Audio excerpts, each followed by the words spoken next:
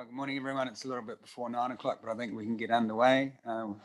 Welcome to the resumed hearing number 10, Ecosystems and Indigenous Biodiversity. Just before we hear from submitters this morning, anything from the 42A reporting team for us? Not this morning, sir. Okay, thank you very much. Right, Ms. Barnett, good morning and welcome. You've appeared before us before, so I think you know the drill. We've received and read your pre-circulated information. Thank you very much for that. So very welcome to highlight key points, and then we'll see if we have questions for you. Thank you. I don't actually propose to highlight any key points other than to thank you for welcoming us again today, and I'm happy to answer any questions. Excellent, thank you. Welcome, any questions? Ms. Barnett.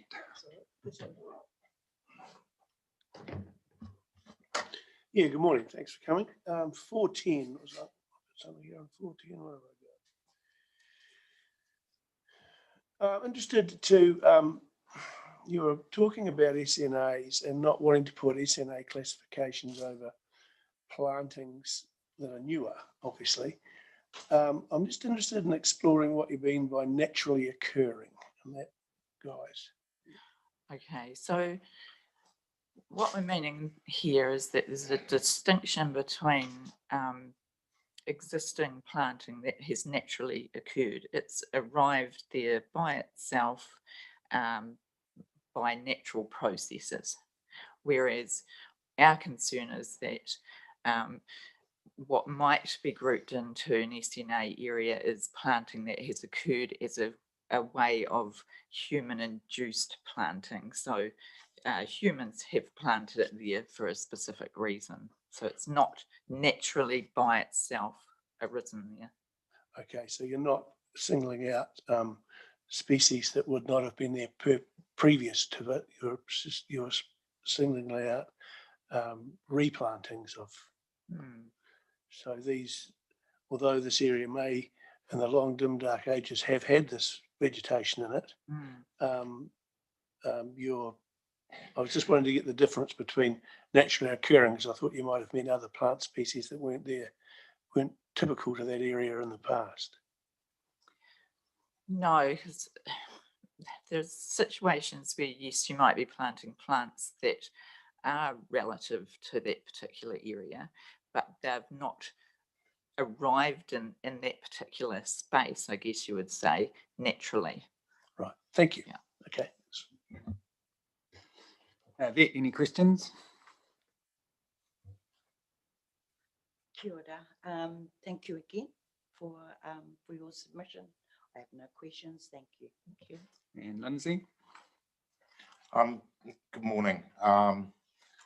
Really just getting a little bit more understanding about the mudfish overlay and your recommendations A and B.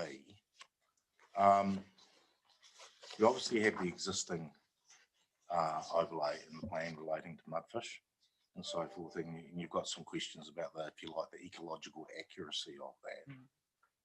In terms of where we are at the moment, and what you're saying is perhaps the lack of the detailed mapping that is required.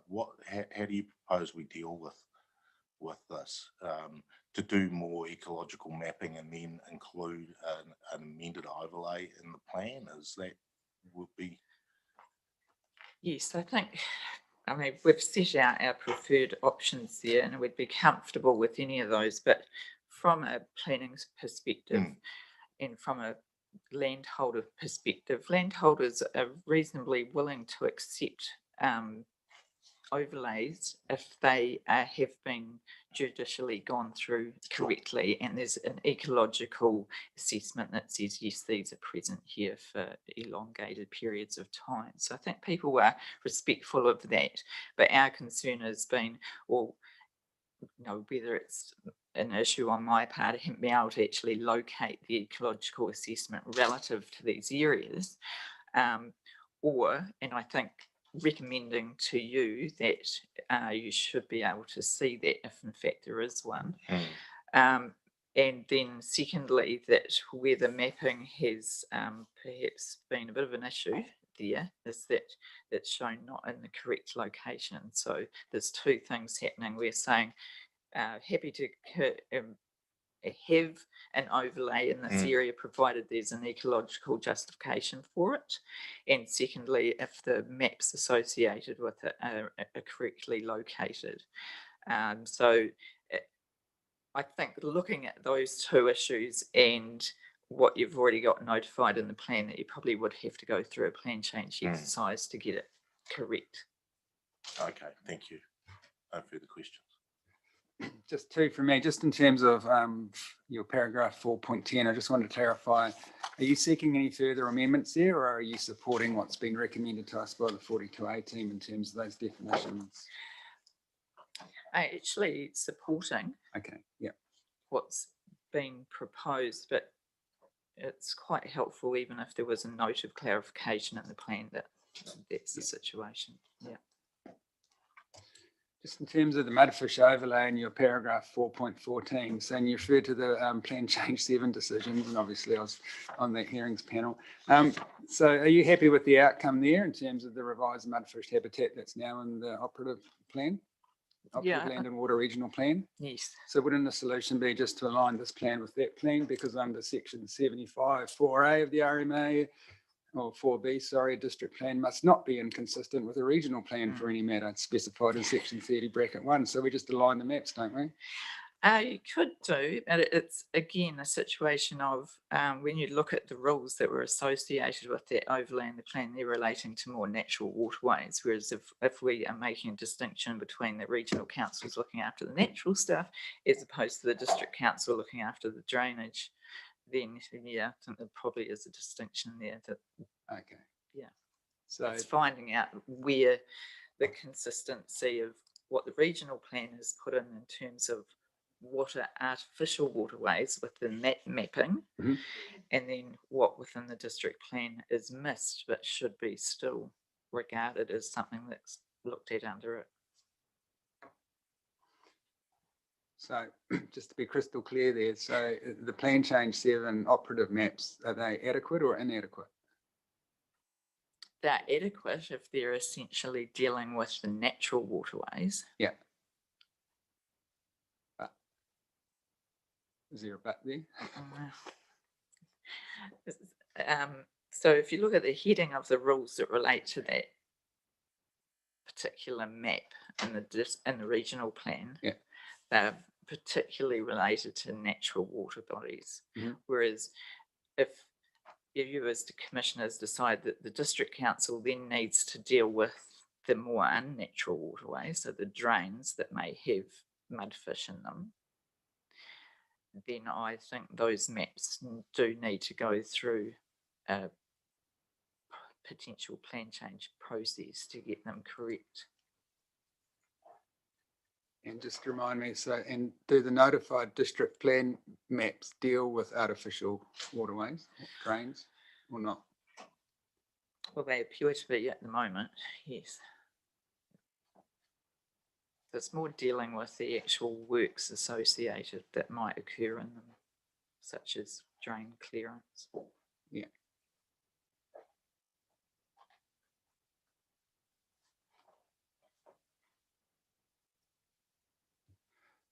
All right, well, we look forward to seeing a comprehensive response in the reply report to clarify this matter for us, with reference to obviously the need that we can't be inconsistent with any regional planning document that deals with the same topic.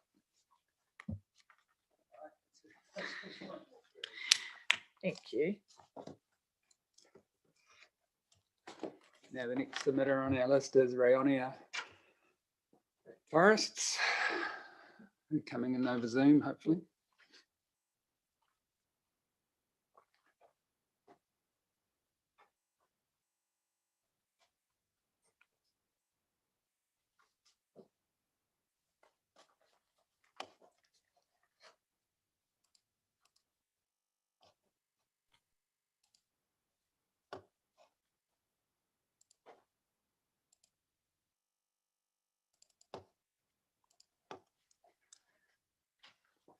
So good morning, Ms. Fordyce. Can you hear us? I can hear you. And we can hear you loud and clear. Good morning and welcome. I know you haven't pre-circulated any written material, so we're in your hands to present to us the matters that you want us to have regard to in our deliberations. Thank you. And I do thank you that you're able to organise this by Zoom. I hadn't intended to attend for both days to just listen to presentations and the questions from the commissioners.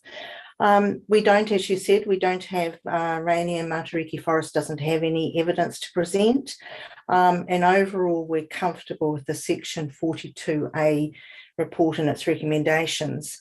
The one issue that we still have concerns with, and that's with the identification and mapping of SNAs.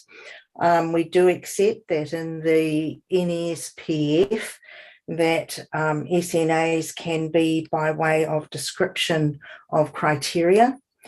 However, what we're finding is that this is leading to a lot of uncertainty with regard for us for enforcement, uncertainty with regard to dealing with our employees and contractors for identification, and that's an operational uncertainty. You know, we draft our contracts with the maps, and if they're mapped, of where the SNAs are and how they're meant to operate around or within them. And so it's just the concept of uncertainty that we would have liked to have been put to bed by having SNAs dealt with by way of maps and identification on maps and plans. However, we do accept, as I said, that the NESPF does say that SNAs can be by way of description. So that's all that we wish to say at this stage, and no doubt we'll probably all be waiting to see where the NPSIB lands as well. That might well deal with it then. So that's all I wish to add, and at this stage, thank you. Thank you. I'll see if we do have any questions for you, Malcolm. Anything? And Yvette, anything? Lindsay? And no further questions either from me, but you're not the first submitter to raise the issue of mapping. What I've said to the previous ones is that no, even though that may have been desirable, the maps weren't in the plan as notified. There's only been one submitter, the regional council, who's actually provided by way of submission a map of an SNA that's been recommended for inclusion.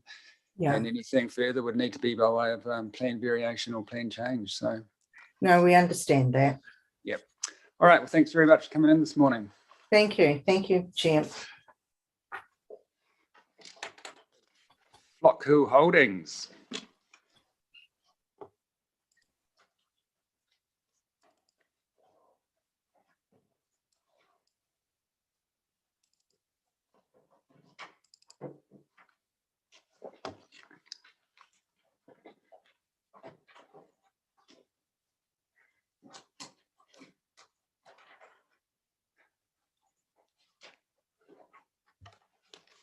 So good morning and welcome. I think some of you have been before us before, but some of you might not have. So thank you all very much for coming in this morning and for your pre-circulated material, legal submissions and evidence. We've read that material and that was helpful. You don't need to reread that out loud to us because we've already read it. You are, of course, very welcome to highlight key points for our attention, and then we'll see if we have questions for you. In your hands, if you'd prefer questions by presenter or for you to present your whole case, and then we'll ask questions and whoever's best to answer can answer them, or just whatever you are more comfortable with. Yeah, thank you, Chair. Happy to take questions as we go, Okay. if that suits the panel. Sure. There's not a huge amount to cover. There's a bit of scene setting, and I apologise to the panel members who have heard me a few times before, but because the panel changes as we go, a bit of this is just about putting together the pieces of the puzzle. We understand. And my name's Josh Lucky, legal counsel for Flock Hill, and I have Liz Stewart with me, who's planning, and James or Jim Lambie, who's an ecologist. With the main part of the Flock Hill submission comes into the rezoning hearings next year. We've appeared a few weeks ago in the landscape matters, and this is really the equivalent presentation, but for the ecosystems. Part of the relief sought that Liz can speak to, we're seeking a site-specific zoning, and in the event that's accepted by the panel, that will require some amendments to this chapter as well, both the permitted activity rule and also the restricted discretionary rule. And we're not seeking anything different to what the surrounding rural general zone would control for the site. So it's really a planning mechanism that will be needed in the event that the panel accepts that relief. So that's essentially the crux of my legal submission. It's not particularly legal today. You've seen my written submissions, and perhaps if I might start with James, if there's any questions for James. James has presented a summary, but I don't think we need to read it out. Okay. And then likewise, perhaps you would like to read your summary, Liz? Probably I don't need to read all of it, I don't think. Well, look, we've got plenty of time, so. Yeah. Maybe I think the next step, perhaps, Liz, if you speak to the key parts from your summary in terms of those amendments to the relief. Yeah. So if I'm looking at my summary, commence at paragraph 14, just in respect of the EIB Section 42A report, I understand that the Section 42A report has refined the EIB management overlay to relate to the planting of pest species and will be renamed to the Hill and High Country Pest Management Overlay. In light of that, Flock Hill accepts that the EIB overlay is now appropriate and should be retained over the site. As a consequence, we're seeking amendments to be included in provisions for the zone. The first amendment is to Eco RC3, which is to, as a permitted activity, provide for the clearance of Indigenous vegetation in the zone, Flock Hill Station Visitor Zone, where those species are planted for amenity purposes, shelter belts, or for the maintenance of existing tracks. Second amendment would be to Eco RC5 for the clearance of other Indigenous vegetation in the Flock Hill Station Visitor Zone as a restricted discretionary activity. In my opinion, sorry, I haven't got this on. Can you hear me? Oh, yeah, true. I should have asked you to it's all put it on. You press the right-hand button. There we go. Is that better? Yeah. In my opinion, the proposed amendments are necessary to ensure that the Flock Hill Station Visitor Zone provisions are consistent with the adjoining General Rural Zone provisions. Further, the proposed amendments to the provisions are the most appropriate way to achieve and to give effect to the Resource Management Act for the following reasons. Firstly, it reflects the unique traits of the site insofar that the site is highly modified with little naturally occurring Indigenous vegetation. Secondly, it protects areas of potential significant Indigenous vegetation and significant habitats of Indigenous fauna. Thirdly, it prevents Indigenous biodiversity loss. And lastly, it provides certainty to Flock Hill Holdings as to the level of vegetation clearance that may occur on site. Thank you. And Mr. Leakey, did Mr. Lambie want to say anything by way of summary? Or? No, Mr. Lambie is comfortable. Just if there's any questions, Okay. Otherwise we'll take his summary as read. All right. Well, we'll see. Malcolm, do you have any questions for either Mr. Lambie or for Ms. Stewart? No, things are coming along. I have no questions. It's fairly clear to me with evidence. Thank you. And Yvette, any questions? Lindsay? Yeah, just one, just in terms of clarifying it. So the Flock Hill Special Purpose Zone, whether that may transpire or not, basically you're looking to have the general rural provisions apply to that with one exception. Is that right? Yeah, correct. Yes. So being around vegetation clearance around the actual main site itself. Sorry, can you repeat that? No, just in terms of the one exception. Yeah. Just to get my understanding of it right, it's to deal with you've got a homestead site and it's for vegetation clearance in and around that being permitted, minor vegetation clearance where it's being planted for amenity purposes or for So that'll apply to both the homestead area and the lodge base area. The planting done to date that's evolved throughout the master plan has been for amenity purposes.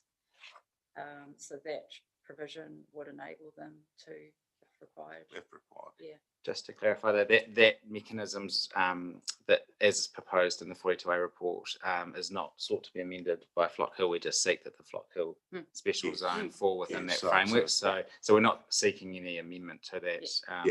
That's understood. So it's a process issue. If it was to transpire that there is a special purpose zone, you want it appropriately. Correct. And in the landscapes chapter, the panel asked me what mechanism, how that could work in terms of decisions on each chapter, and for completeness, really, my response there was, well, I see there's sort of two ways that could be dealt with, either addressed in an interim way through a decision on this chapter, or these decisions can always be revisited at a later date. So that's how I'd see it could be addressed by the panel in terms of the sequencing of the hearings. Thank you. Just in terms of that, I have no questions for Mr. Lambie or Ms. Stewart. I've no problems with the ecological justification for what you're seeking. That evidence was very comprehensive and clear, and I have no issues with the planning rationale for the changes you seek to Eco R3 and Eco RC3 and Eco RC5. So I don't have any questions on that. But in terms of the sequencing, obviously we need to consider the rezoning application first. And the landscape panel was chaired by Gary, wasn't it? Yeah, Mr. Ray was the chair. Mr. Ray. So Mr. Ray and I will be doing the rezoning hearings. Okay. So and all of the decisions will be released at the same time next year. Okay. So I don't have any issue with hearing the rezoning proposal. If we decide in favour of that, then we go back and look at the changes to the landscape chapters and this chapter. And, you know, we have the changes that you've sought in front of us. So I don't see any issue with that. That's a helpful steer. And just to signal, it's perhaps to our friends at the council, for Friday, we're proposing to, and this was an exchange I had with Mr. Ray in the last hearing, we're proposing to refile evidence that's already been filed to make sure it's in front of the relevant reporting officer as well for the rezoning hearing, because otherwise it may become quite fragmented. Yeah, no, that's good. Thank you. Yep. Great. But I don't have any questions in terms of the merits of what's in front of us today, and just that's how I see the process playing out. Yeah, no, that's a helpful steer. Thank you. So you just need to be patient until sometime next year. We will have a patient client, thankfully. All right. Thank you Thanks for hearing very us much today. for coming in and presenting the comprehensive material that you have done. Thank you. Thank you.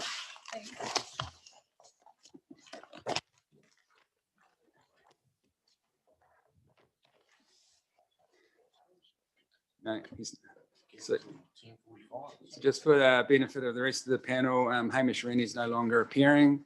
Royal Forest and Bird Protection Society is the next submitter on our list. Are they here this morning yet? Are they coming in person or on Zoom? Okay, so we need to adjourn until they arrive. They're scheduled for 10:45, so we're adjourned until 10:45 unless they come in earlier. I just want to check is on Manoa Energy, they're zooming in as well, aren't they? Yes. Are you able to, Grace, just give them a call and see if they're happy to come in like soon? And then we've got Doc after lunch. So we're adjourned for now. Thank you, everyone.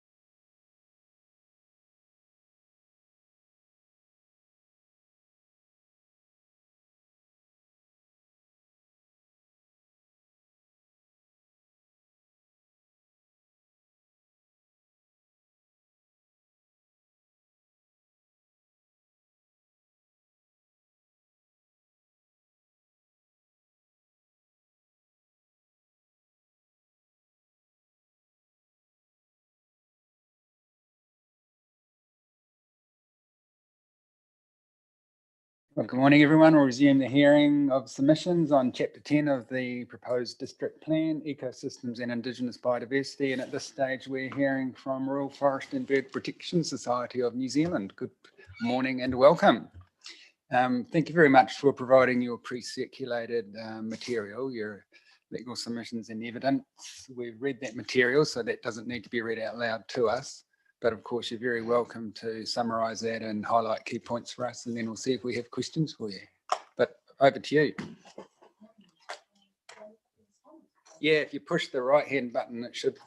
There Yep. we So go. when the red light's on, then it's all good. Excellent.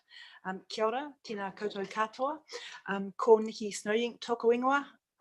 I am the Regional Manager for Forest and Bird for Canterbury and the West Coast, North Springfield, Aho. So I'm also a resident in the Selwyn district here.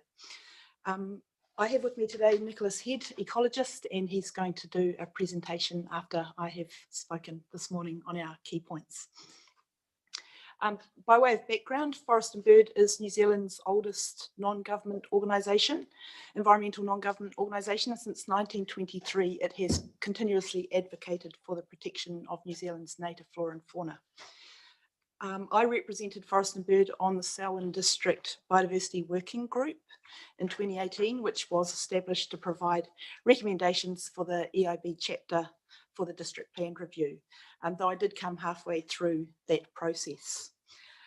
The Ecosystems and Indigenous Biodiversity chapter is also of personal interest to me. I completed a Masters of Environmental Policy Research project in 2015, asking the question, to what extent is Indigenous biodiversity protection considered as part of sustainable management in the Upper Waimakariri Basin? So fairly relevant to what we're talking about today. I chose to study this topic through the observation of ongoing loss of, in particular, native dryland ecosystems in the Canterbury High Country. And it was triggered by one egregious event in particular, which was the wholesale removal of an extensive mature Matagari forest at Grasmere Station in the Upper Waimak Basin, and its irreversible conversion to crops and pasture for more intensive animal farming, and also by the disappointing response from the council after lodging a complaint. Among the key findings of my research were that Indigenous biodiversity was actually barely considered as part of sustainable management in this area, and there were some pretty ambiguous provisions in the district plan, and there also wasn't much of a will to implement the district plan up in this area. I have continued to observe ongoing loss, and some of which has been documented by a couple of the experts that have presented and are presenting at the hearing. And I've since taken up this role at Forest and Bird to advocate where I can for the protection of nature, and in particular for these increasingly rare and under-protected dryland ecosystems that are really unique to the South Island High Country. My advocacy occurs through all kinds of channels, including raising awareness through the media, and through resource management processes like this, and through consent processes, through the Crown Pastoral Land Reform that's been going on for the last year or two, and through participation in relevant working groups around the countryside here.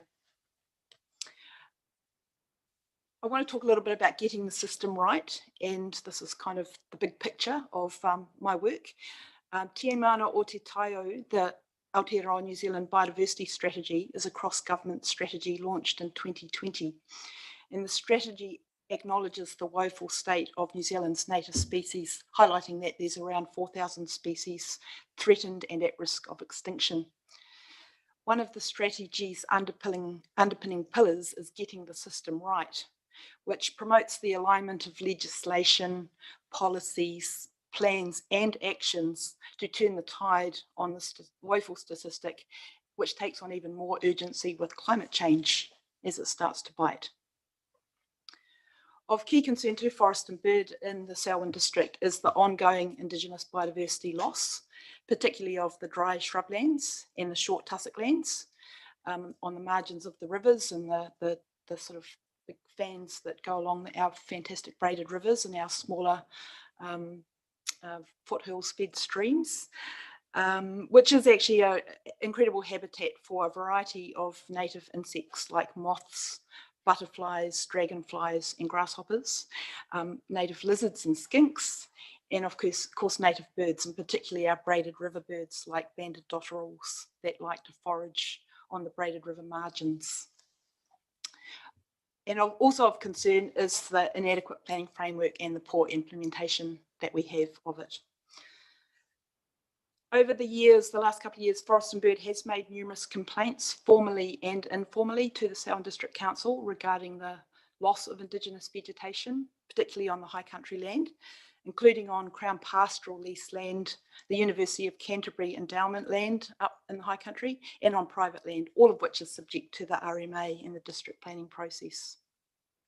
The response of the Selwyn District Council to the complaints has generally been unsatisfactory and reflects the findings of my research that I did earlier, including not knowing what was there before the clearance took place, that the definition of improved pasture is unclear, and that in some cases the clearance was approved through the land information discretionary consent process, or that the clearance had occurred as part of a requirement to comply with the Canterbury Regional Pest Management Plan. I have concluded that these responses are actually a result of ambiguous definitions and unenforceable plan provisions. One positive outcome of the complaints was a memorandum of understanding that was signed between the Selwyn District Council and Land Information New Zealand, which sought to improve outcomes for Indigenous biodiversity on the Crown pastoral leased land in the district by the sharing of consent information between the two agencies regarding vegetation clearance.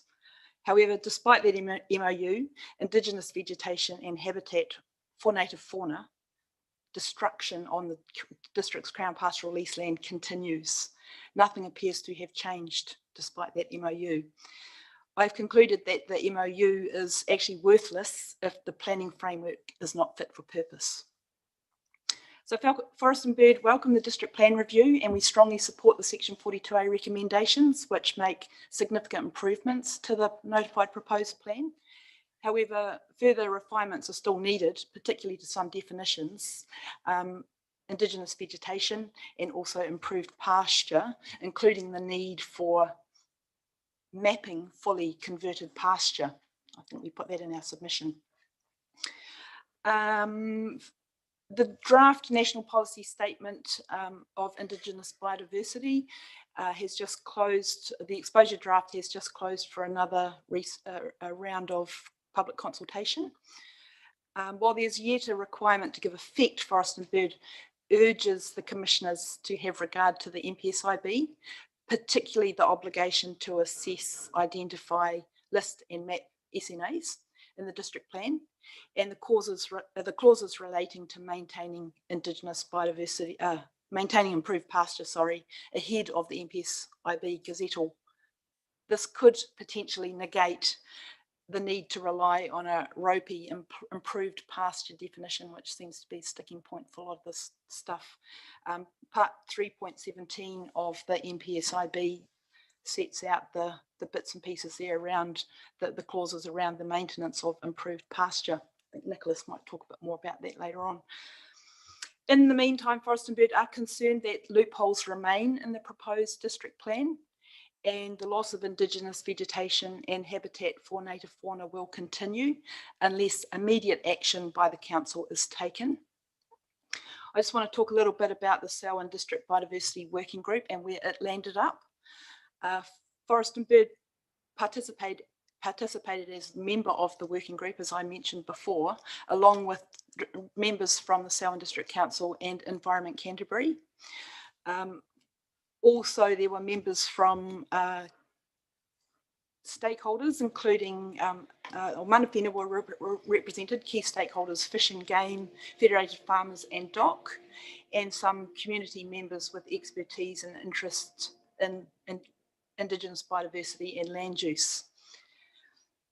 At the conclusion of the Biodiversity Working Group discussions, and to particularly address the issues raised within the group regarding improved pasture and ongoing vegetation loss, because this was a real sticking point in the group, the Biodiversity Working Group report from February 2019 to the District Planning Committee The committee endorsed the biodiversity working group recommendations. And this didn't seem to have been picked up by anybody in the section 42A report. That the recommendations were for further refinement and integration of provisions outlined in Appendix 1, which is what landed up in the plan. The establishment of a parallel process to investigate the feasibility of an alternative to the proposed improved pasture definition to assist in managing and protecting Indigenous biodiversity.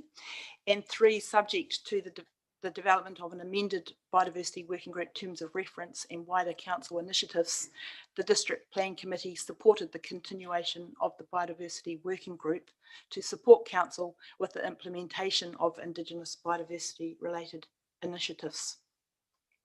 So we acknowledge that the recommendation 1 has occurred through the planning process. However, we don't know what happened to recommendations 2 and 3. Regarding recommendation 2, a parallel process to this planning process was to identify and map improved pasture, as well as areas with moderate and high biodiversity values to help reduce that ambiguity, to provide certainty and improve the biodiversity outcomes. That was the intention of the working group's recommendation. And a summary of that recommendation can be found on page 14 to 15 of that report.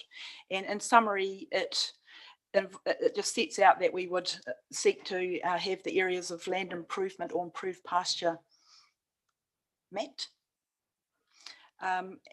Anticipating that that would be sort of where no clearance, no restriction on vegetation clearance would apply, and then areas with moderate land improvement and Indigenous biodiversity values, and areas of high biodiversity values would have planning provisions developed accordingly. And I think this mapping approach is similar to the approach suggested by Forest and Bird and a number of other submitters. So regarding recommendation 3, the refreshed biodiversity working group, we're not aware that this has occurred. However, we would definitely consider participating in a refreshed group if the council, to support the council with implementation of any of these biodiversity related initiatives. So in conclusion, the section 42A report recommendations significantly improve the notified district plan in our view. And in our view, further refinements are still necessary, particularly to some of the definitions to comply with the council's obligations under the RMA. But our key concern is around the ongoing loss of vegetation and habitat during the plan making process. So stuff continues to disappear while we're getting the rules made. And my concern is that by the time we get there, there'll be not much left. Forest and Bird urges the commissioners to inquire to council regarding the status of the recommendations 2 and 3 that I mentioned. And while this plan making progresses, to strongly urge the council to implement these recommendations with urgency to prevent any further loss of Indigenous biodiversity in the district. Thank you very much for the opportunity to present. I'm going to hand over to Nicholas. No, just before you do though, Yeah. We probably gave a number of questions for you, but just before I see if the panel has questions, you're obviously reading from a script. Can we get a copy of that? You can. I have some copies here for you. I need to make a little amendment to get it to you. Yeah. And just a digital copy is fine. So why don't you make your amendments and then just send a digital copy in to our hearings administrator, and Absolutely. then she can forward it to us because we're just working off. Cool. Yep, We're trying not to carry heaps of paper around, trying to be Yeah. modern. Good. Forest and Bird lodged legal submissions. Mr. Jennings isn't here. Is there a reason for that? Yes, I should have put an apology for Mr. Jennings. He's in Environment Court today on the Tikuha case, and he was unable to make it. I think he had articulated that to the hearing administrator in the beginning. If you have any questions for him, please let me know and I can get them to him. I just wanted to make sure you understood what our role is. Our role is quite limited. Our role is to consider improvements to the notified provisions that are within the scope of submissions. We're not the council, and we can't address other actions of the council and these other recommendations you referred to and these other processes you referred to. That's not our role as a hearings panel. I just wanted to make sure you understood that. Okay, fine. Yeah. And a number of submitters have raised the issues of mapping. Yeah.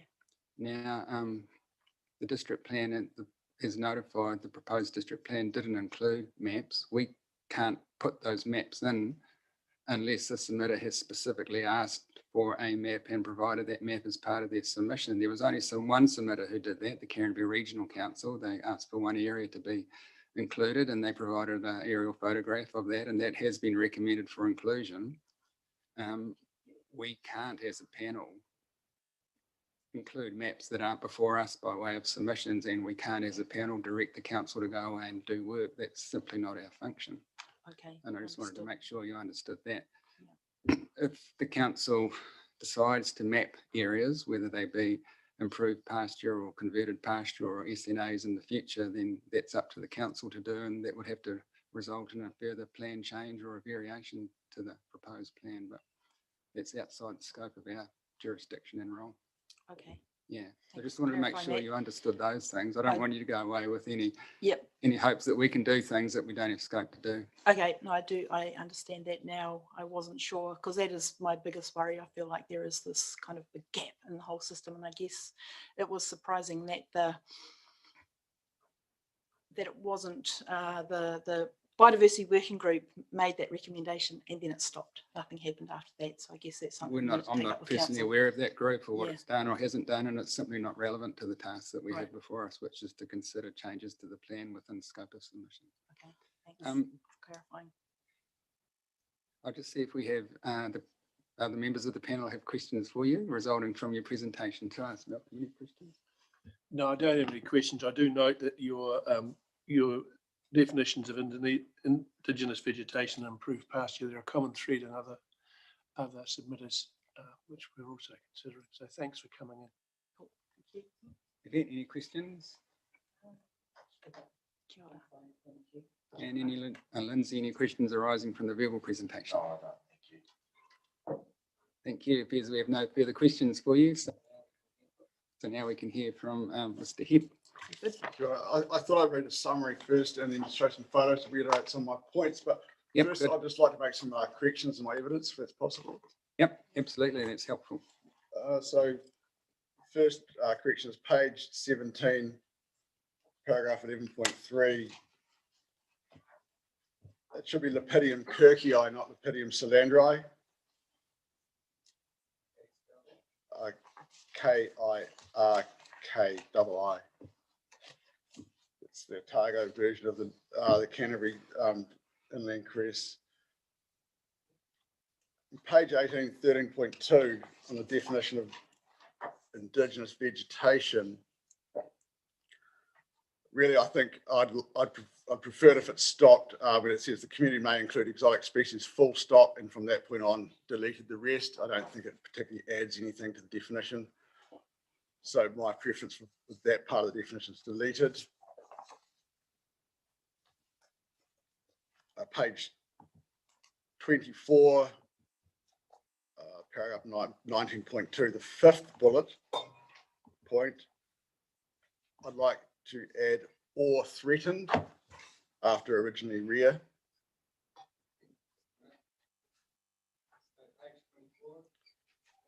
Uh, 19.2 and the fifth bullet point. So after originally rear, I'd like to add or threatened.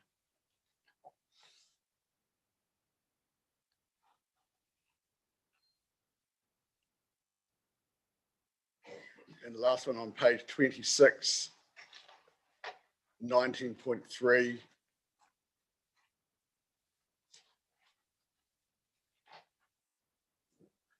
The last bullet point, add or threatened after originally rear as well. Thank you.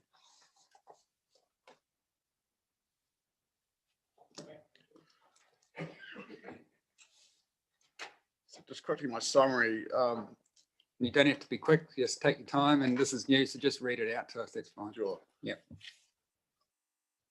Much of the remaining indigenous vegetation at low to montane altitudes in the Selwyn district, including those that are very depleted, are likely to be ecologically significant when assessed using criteria such as those in Schedule 1.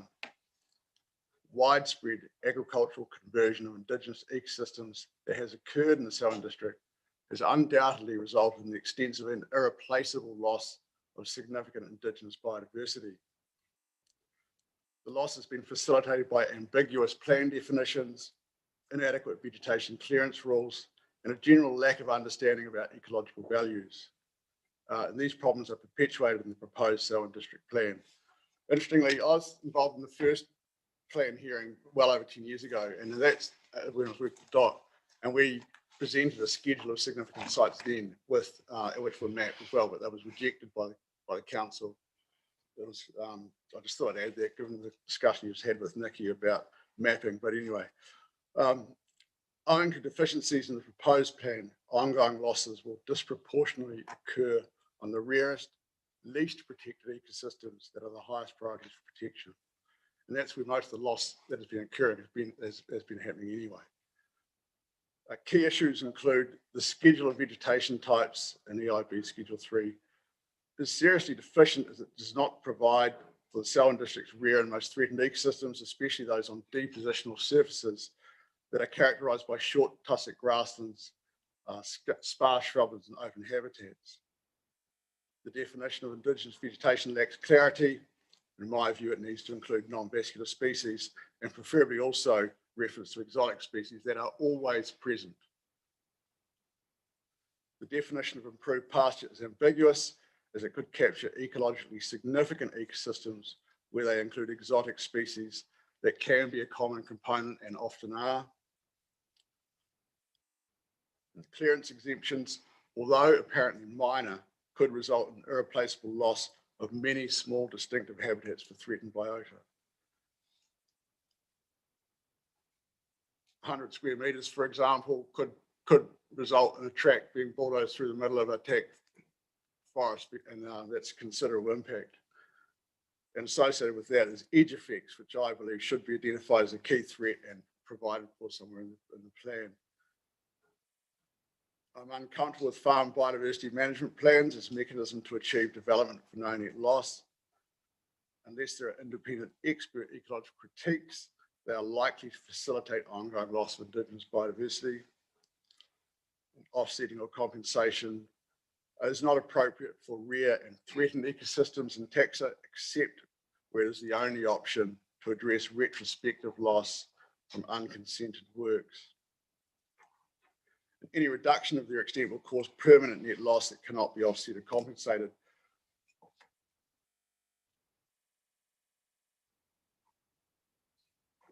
So that's in summary. I think what I'd like to do is just flick through some photos, mostly what I've already presented, but I have some new ones as well, which highlights the key points. I think what I'd like to is that some of the rarest, most threatened ecosystems, from what I can understand of the plan, aren't provided for. Take, for example, this is part of the moraine complex on Mount White Station. It's nationally significant for a whole range of its ecological attributes. It's identified as a recommended area of protection, etc., etc. It's characterised by sparse short tussock, which is less than 20%, well less. Very sparse scattered shrublands. Moss is a key component of the vegetation composition, as is exotic grasses and exotic herbs, which can comprise considerable portions of the cover. It occurs as a mosaic. Numerous threatened species are present here, including, this is really the only stronghold for Veronica armstrongi, which is an endemic shrub found only in the Selwyn district. To me, it's ambiguous. I've seen plenty of similar vegetation like that in the Selwyn district and across Canary be cultivated, developed, you name it, under various reasons, often because it's improved pasture, or they argue it's improved pasture, or that didn't meet the definitions of the Indigenous plant community as was outlined in the schedules. So that, to me, I think is fairly typical of what the vegetation you find on what are also classified as originally rare ecosystems and are clearly of national priority. Next slide, please. The same again, here we have on Craigieburn Station at the drier end of the spectrum. It's a short tussock grassland on a glacial moraine, which is a originally rare ecosystem. It's also a threatened ecosystem. Within it is a kettle hole, ephemeral wetland, which are also classified as originally rare ecosystems. So there's rare ecosystems, money rare ecosystems in these situations. That tussock grassland, again, it's sparse, short tussock and sparse shrubland cover.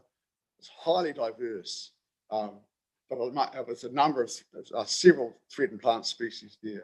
But again, exotic grasses and exotic herbs are a common component of that ecosystem. What I should point out, in every one of these examples, I've visited these sites many times over the years. I know them very, very well. So I'm speaking firsthand in terms of the values that are present there. There's no question that's a significant ecosystem, or it's a combination of significant ecosystems, and the indigenous vegetation that characterizes that is significant. But I don't think it's provided for in the current district plan. I think it would be able to be cleared because the tussock cover is sufficiently sparse, as is the shrub cover, and the presence of exotic grasses, which have been induced through a long history of grazing, potentially means it could be considered improved pasture. Next slide, please. These are the glacial outwash terraces at Mount White. I use Mount White because it is such a stunning example. I keep going on about it. It's nationally significant.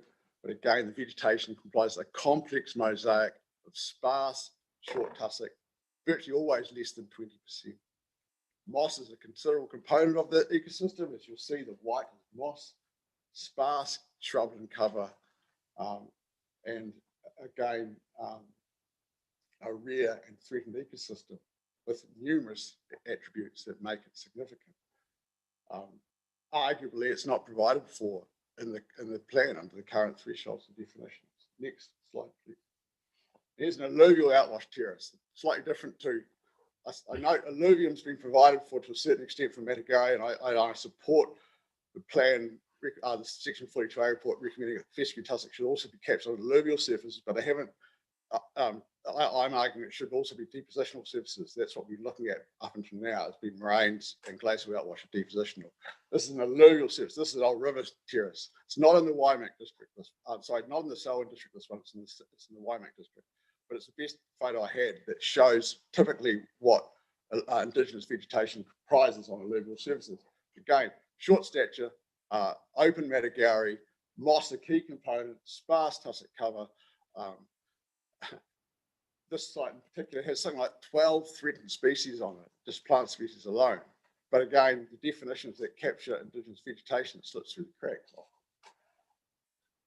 Next slide, please. So I'm going to talk about loss. And again, as I said, all these sites I've visited over the years, I've provided some photos in my evidence, and I'll speak to some of those. I'll provide a few more examples as well. This is Mount Oakland Station. Big alluvial fan flowing into Lake Coleridge, which has clearly been developed, cleared the vegetation from it. You wouldn't have found a better example of a Matagari dominant shrub in the country on this land, and it's completely gone. Also, the hydrological linkage to Lake Coleridge is of considerable concern in terms of the water quality and the associated interrelationships between development adjoining lakes and what ends up in the lake. It wasn't just Matagari. I mean, we talk about Matagari, grey scrub. We generically describe these plant communities as, but there's a whole range of other species amongst it: vines, coprosmas, a whole range of native species which occur within these ecosystems. Some of the Matagari was aged on Mount White Station because people often have height thresholds and think something short stature is of value. And the Matagari there, which was less than 2 meters, was all over 200 years old. These Matagari ecosystems on fans are the forest of effectively forest ecosystem. Next slide, please. And I keep talking about the issue of high values being lost, but in many cases we're talking about extraordinary values being lost. And here we have two other RAPs, both on Flock Hill Station, Vagabonds End and Blackwater Lake. These sites were identified as part of the PNAP program. And RAPs are the best of the best, the cream of the crop, best examples you'll find. And these are the sites that are now being developed, largely because all the other fans and terraces have gone. In this case, you can see vagabonds in, it's bright green because it's got an algal bloom in it. I can't directly contribute that to the development that's occurred around it, but it's highly likely. Blackwater Lake in itself, the moraines around Blackwater Lake, which are part of the RAP, have clearly been developed. And those moraines comprise extraordinary values of diverse tussock grassing communities, shrublands, and a whole range of threatened plant species that were present. Next, please. Now this is clearance by on the left by wilding pines. This is Mount Barker. It's another RAP. It's considered one of the finer examples of kettle hole systems on moraines, quite out east, the geographical range and dryland zone. It's wilding pines, which they now try to manage as commercial forests. It's completely swamped that ecosystem. But what's also happened is you can see the adjoining glacial outwash terrace, which was part of that ecological sequence and contributed considerably to the ecological values, is now being developed as well. And you can clearly see the bright green colour of the adjoining terraces. And pines, I think we need to be very cautious about pine trees, in particular with the ETS and the popularity for planting permanent carbon forests. I think permanent pine forestry is emerging as a considerable threat to Indigenous biodiversity. And this may very well just be the tip of the iceberg of what we see in the future. I've seen a number of, and been commenting on a number of pine proposals where they're planting through effectively Indigenous vegetation, regenerating native forests, et cetera, for permanent carbon forestry. Next slide, please. The last slide I'll finish on in terms of loss. This is a site on Mount White. I did the Mount White Canary survey in 2016. And I'll try and read, I might do it from here, what I said about this site.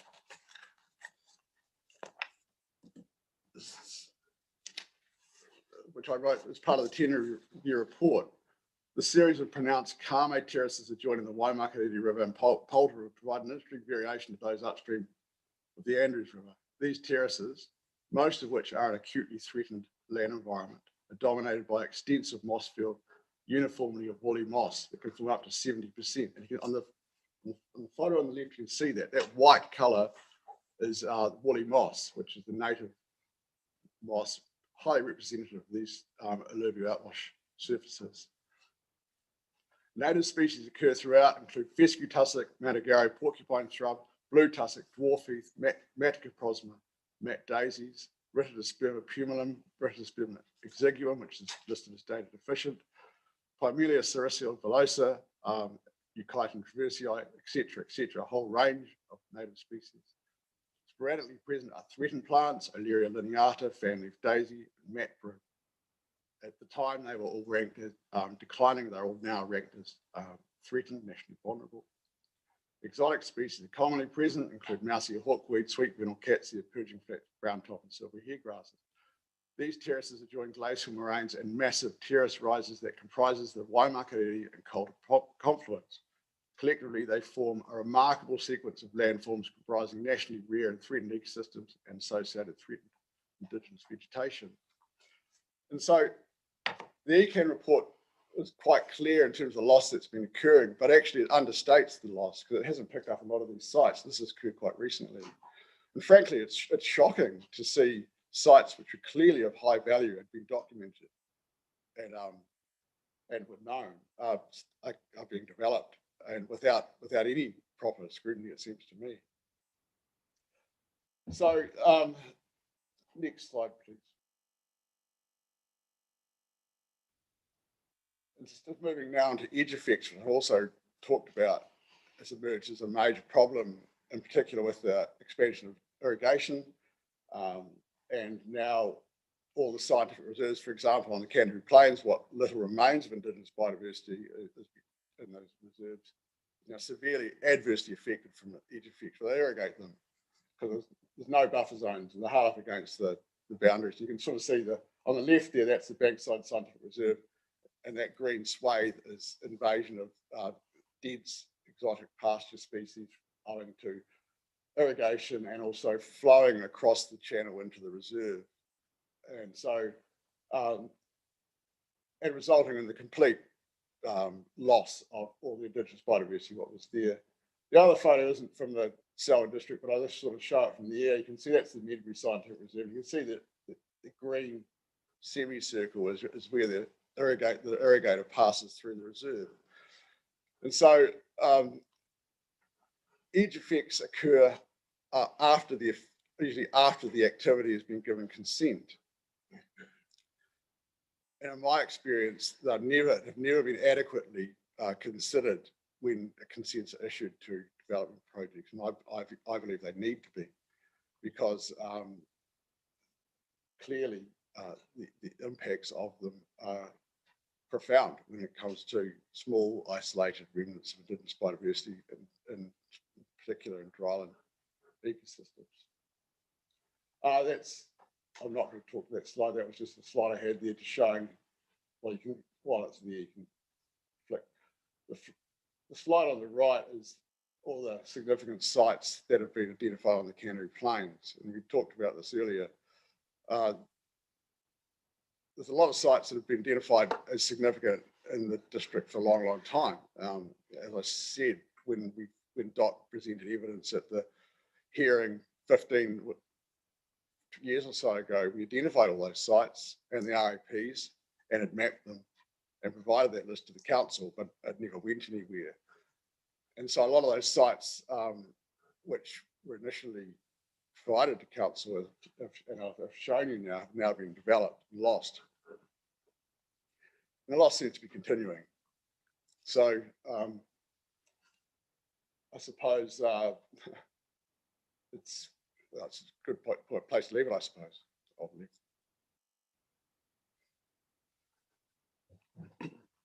So that's that.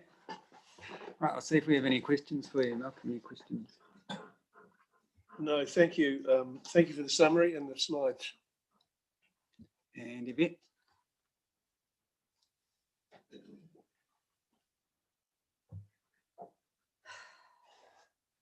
Tēnā koutou kōrera, thank you for your submissions. Nick, I have read your evidence, but I'm going to ask you to give me a response back, and one to help me to understand what it is about the definitions. The reason I'm asking that is mainly because what I'm getting is that if we have our definitions right, then the rules, the provisions will then follow. The ambiguity, will not be there. Am I correct? Absolutely.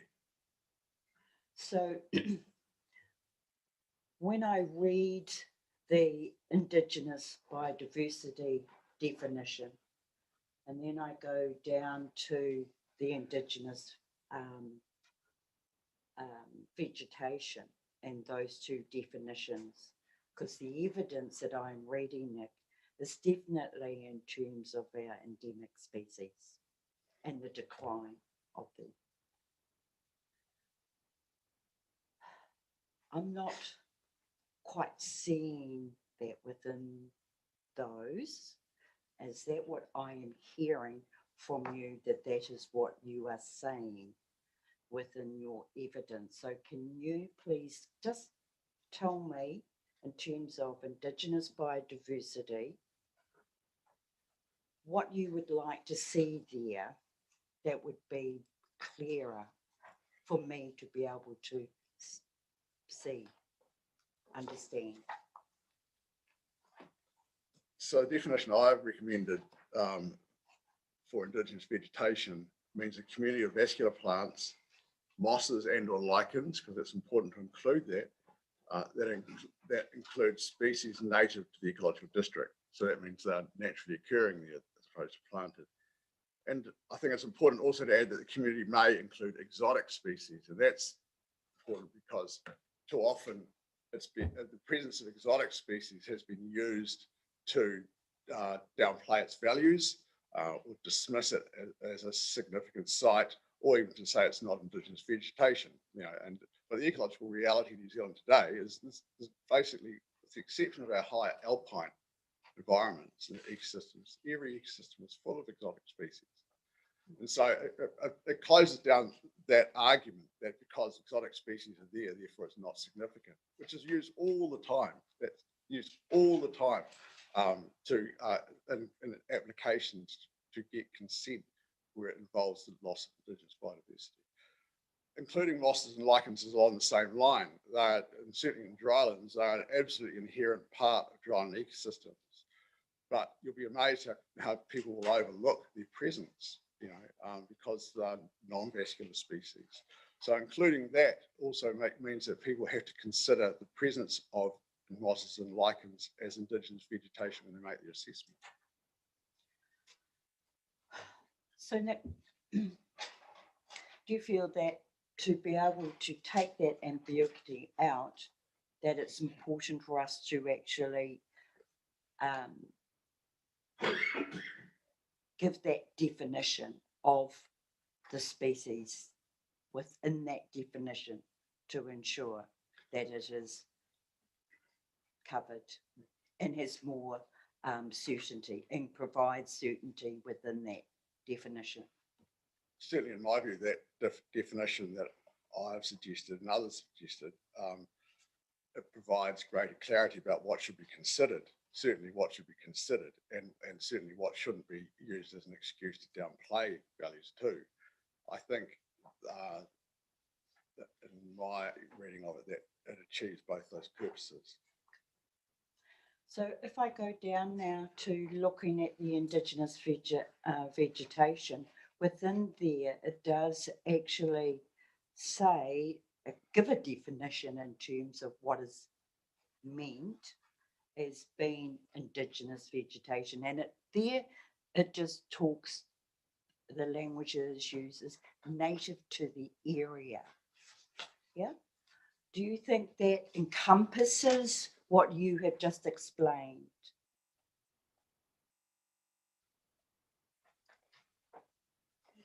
It's sort of, yes, it can do. The use of the words ecological district, though, as I've proposed, is a boundary which has been, widely used to determine ecological significance. For example, it's a scale. It's an applied scale which allows you to make judgments about a whole range of things in a more objective ecological context. I mean, like native to the area is same as native to the ecological district, except the ecological district is a defined geographic space. Area means what it could be: South Island, North Island, et cetera, et cetera. I mean, maybe I'm splitting hairs, but you provide wriggle room for odd interpretations. Inherently, you'll find that some people will make an odd interpretation to suit their cause.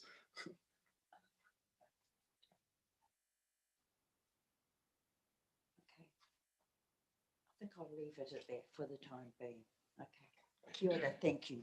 Thank you. Lindsay? Thank you. 2 or 3 matters.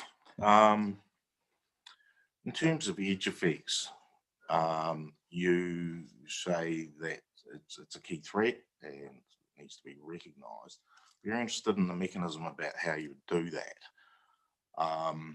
and whether there are any other recent examples which have, from your perspective, are seen to be more appropriate to deal with the issue of edge effects. Certainly, if you have a situation where there is a piece of land which is adjoining something which is recognised as being significant, but it has no Indigenous biodiversity on that piece of land, how can you make the connection in terms of a district plan rule framework between the edge effects on something which doesn't need permission for Indigenous biodiversity clearance to something which is an SNA. I recognise the point, but I'm very interested in the mechanism and how you would actually pick that up. So in terms of a planning mechanism, that's probably for a Yes. planner to answer. Yeah. In terms of an ecological framework to address it, well, the SNA program is meant to account for buffering, but it never does, or invariably never does. So when you draw your boundary of an SNA, you're meant to consider what's an adequate buffer zone. So in theory, you'd be, extending the boundary a certain area beyond where the hard line was, where the values. But it never happens that way. The SNA boundaries virtually always push hard up against where the values start and stop. Or the cadastral boundary. Well, yeah, well, that's the other issue. I mean, cadastral boundaries don't align with ecological significance. Often they cross boundaries. Then the other way to deal with it is simply one of compliance, isn't it? Because it's actually illegal to irrigate a scientific reserve. You can't do it. I mean, in theory, I imagine it's a breach of consent too. You must contain your activity within your land, but in practice, I've shown some photos. You see stuff drifting hundreds of meters. Compliance would be one way to address it, which would mean that council officers have to go out and stop irrigation occurring or whatever it is that affecting these sites. But they're not resourced to do that, and I've never known of a case to be taken despite clear evidence that it's happening.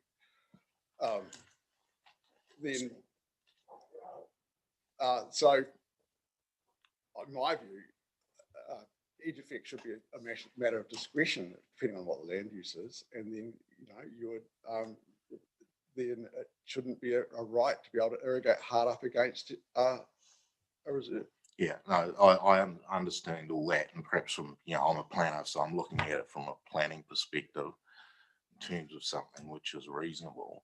But again, in that scenario where you have a piece of land which doesn't, is purely improved pasture, it's been cultivated and developed over years, but it happens to be adjoining an SNA.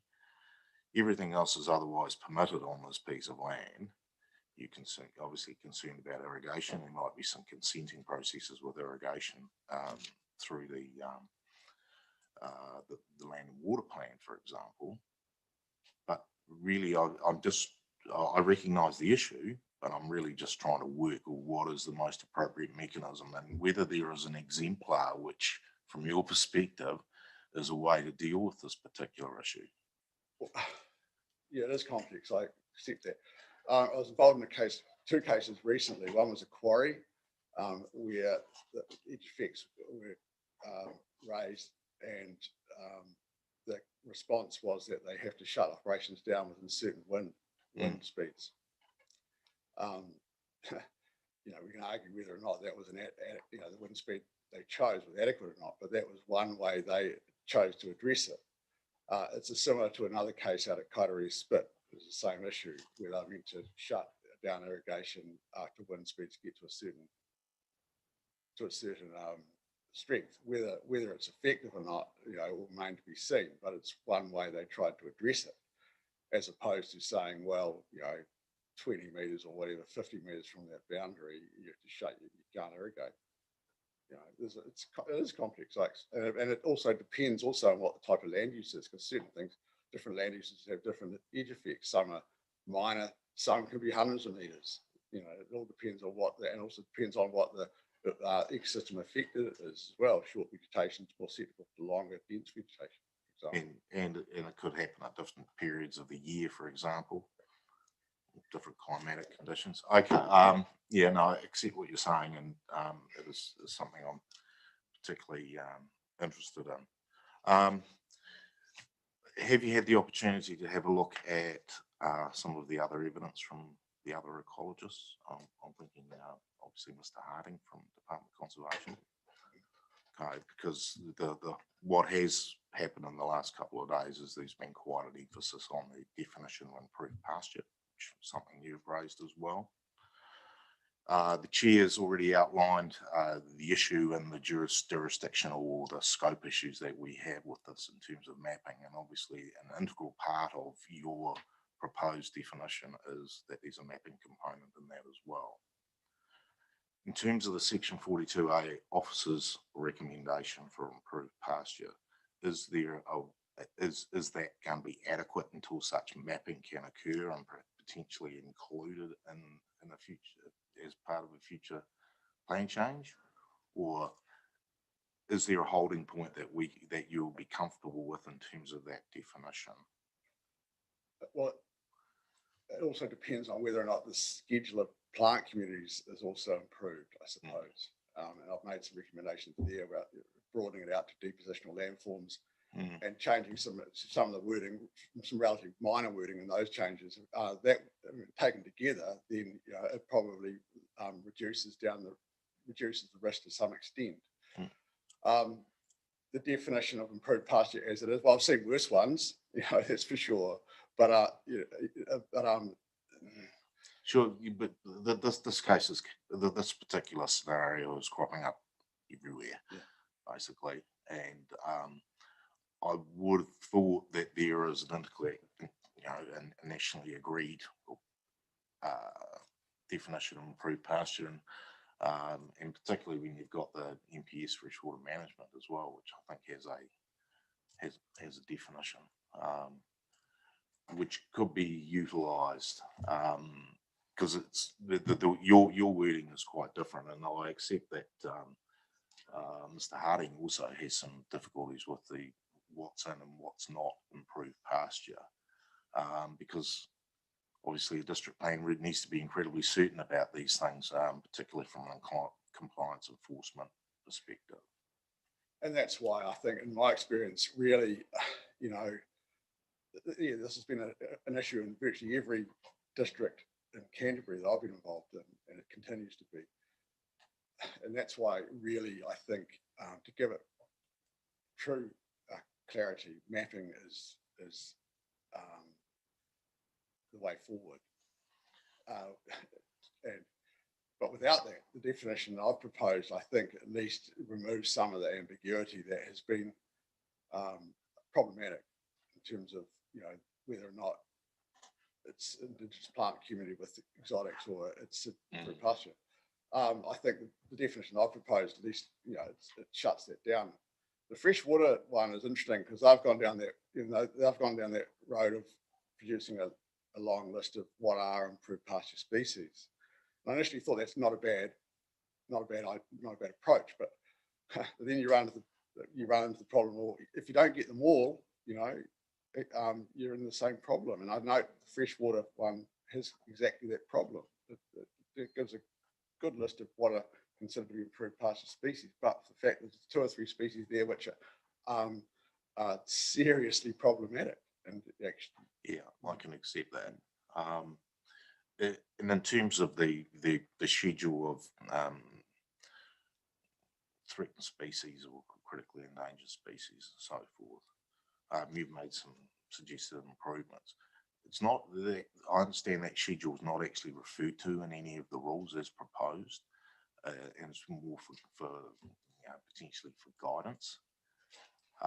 Because if it is actually included in the district plan, if there is something, if there's a classification change, or if there is a new species or something which is no longer threatened or endangered, there would need to be a change to that list, and there is a process that you would need to go through to actually effect a change to that list. Do you have any comment about whether it should be included or not within the text of a district plan, or potentially referred to? Well, I think it's actually where it is included is in Schedule 1 under the significance criteria. That's that's a criterion in itself, presence of threatened species. No, I don't think it needs to be there, in the sense that if you're doing an assessment of ecological values, a competent ecologist, a plant ecologist would determine whether those species are there. The key seems to me that those assessments are actually undertaken, and that's the problem.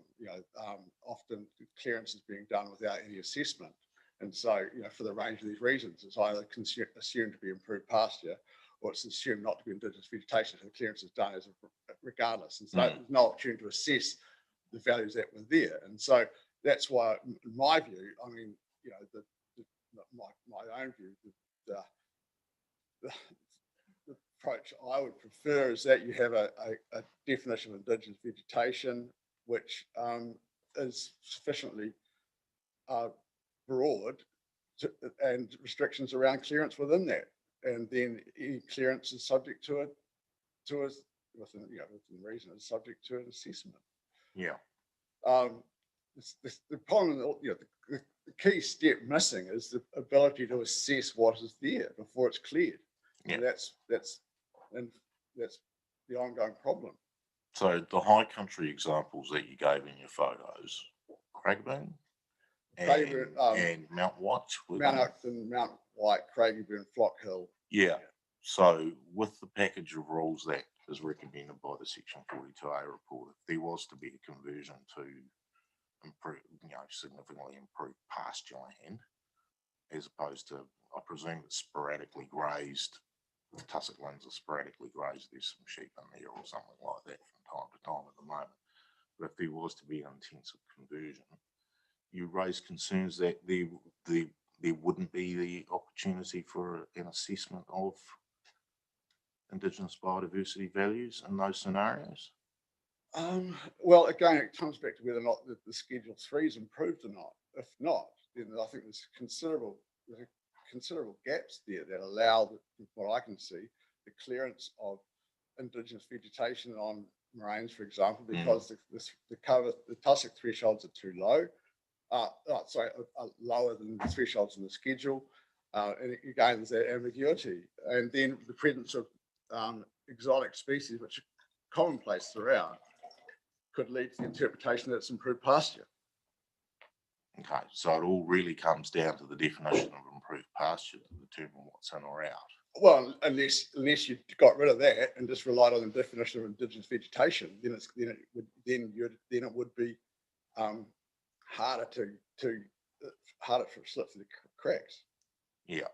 So, but it also, there would probably need to be some sort of percentage or some sort of recognised system to determine that this particular piece of land has Indigenous biodiversity values, and you might not necessarily know unless you've done an assessment. So, if there is a conversion of a piece of land, we need to firstly determine what's on there, and then if there is things on there, how would they be managed, or whether they'd be cleared, or whether they can potentially coexist. So that's when they go and do it anyway, and then say, well, we proved that it was indigenous vegetation. Yeah. Yeah. Well, I can't answer that. That's a morality question, isn't it? Okay. My last point is in relation to offsetting or compensation not being appropriate, except where is the only option to address retrospective loss. Some of the infrastructure providers, and there is a separate chapter dealing with what's called energy and infrastructure as well, which gives certain things a bit of a leg up. Now, if there is a process for an infrastructure provider, be it linear or be it a site-specific one, if there is, they've gone through an analysis of alternatives and basically exhausted all the avoid options that they can, is that, in terms of infrastructure, would that not also be a potential use for offset or compensation where though any adverse effects can't be actually avoided? And that is the point of compensation if you can't offset. But I'm saying that even then there should be some limits. If the ecosystem is sufficiently rare or irreplaceable, then surely the avoid should be considered as part of that hierarchy. I accept that, but if you can't avoid it, there is absolutely no way that you can avoid, then it isn't one of the tools in the toolbox to actually use offset or compensation. Depending on what it is. Yeah, I'm sure it is, and in particular, if it's what region you want nationally significant infrastructure, then they have that path. I believe, do they? Potentially. Yes. Oh, the chair's probably got We a ask the comment on this. questions and you answer them, so that you don't pose questions to the panel members. Thank you. It was rhetorical. Just.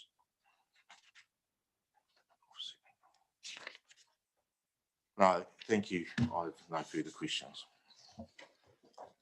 You've just got a number of issues I want to ask you about. The first one relates to paragraph 1.3 of your evidence, where you state that you're the senior ecologist for the Christchurch City Council. I just want to ask you about whether or not that creates a conflict of interest with you appearing on behalf of Forest and Bird, because Christchurch City Council are also a submitter on this chapter. Well, I had nothing to do with the council submission, so I'm aware of that. So putting that aside, my evidence here is objective and based on my experience as an ecologist in the Selwyn district. So, have you obtained leave from your employer to appear on behalf of Forest and Bird? yeah, I'm entitled to work outside my normal role as long as it's not within the Christchurch district, and as long as it's well under whatever they call it, career development and things like that, and the time's my own. So what should our approach be when something you're suggesting to us on behalf of Forest and Bird differs from the relief sought by the Christchurch City Council? Well, I'm representing Forest and Bird, I'm not representing City Council. Okay.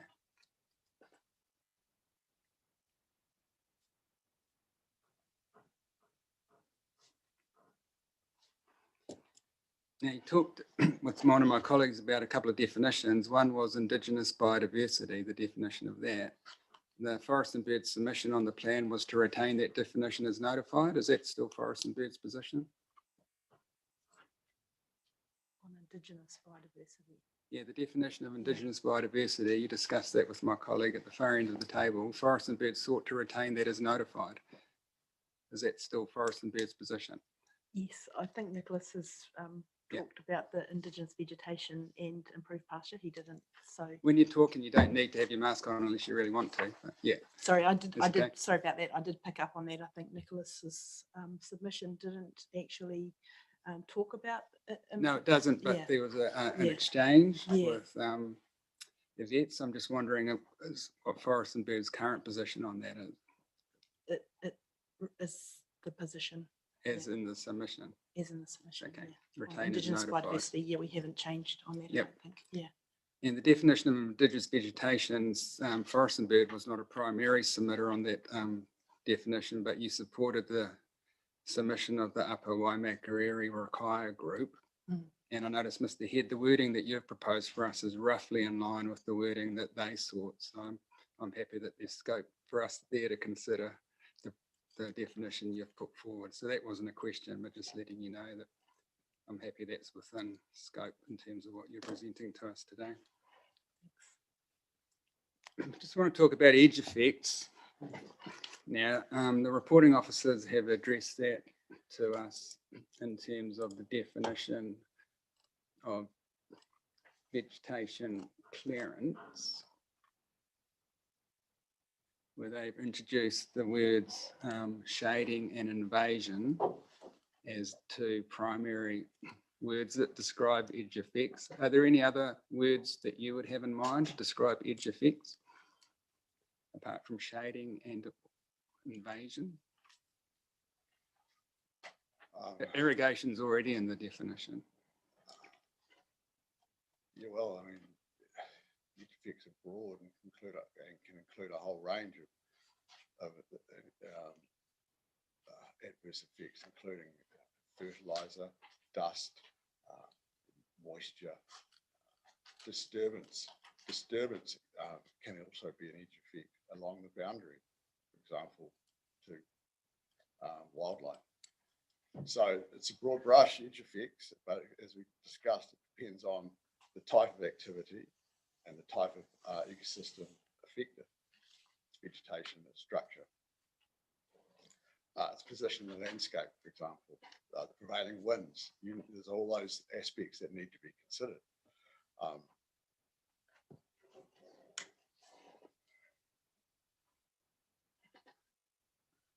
So are there any we need definitions that are workable and practical. So what words would you suggest in addition to shading and invasion that are capable of practical implementation? Well, I would have thought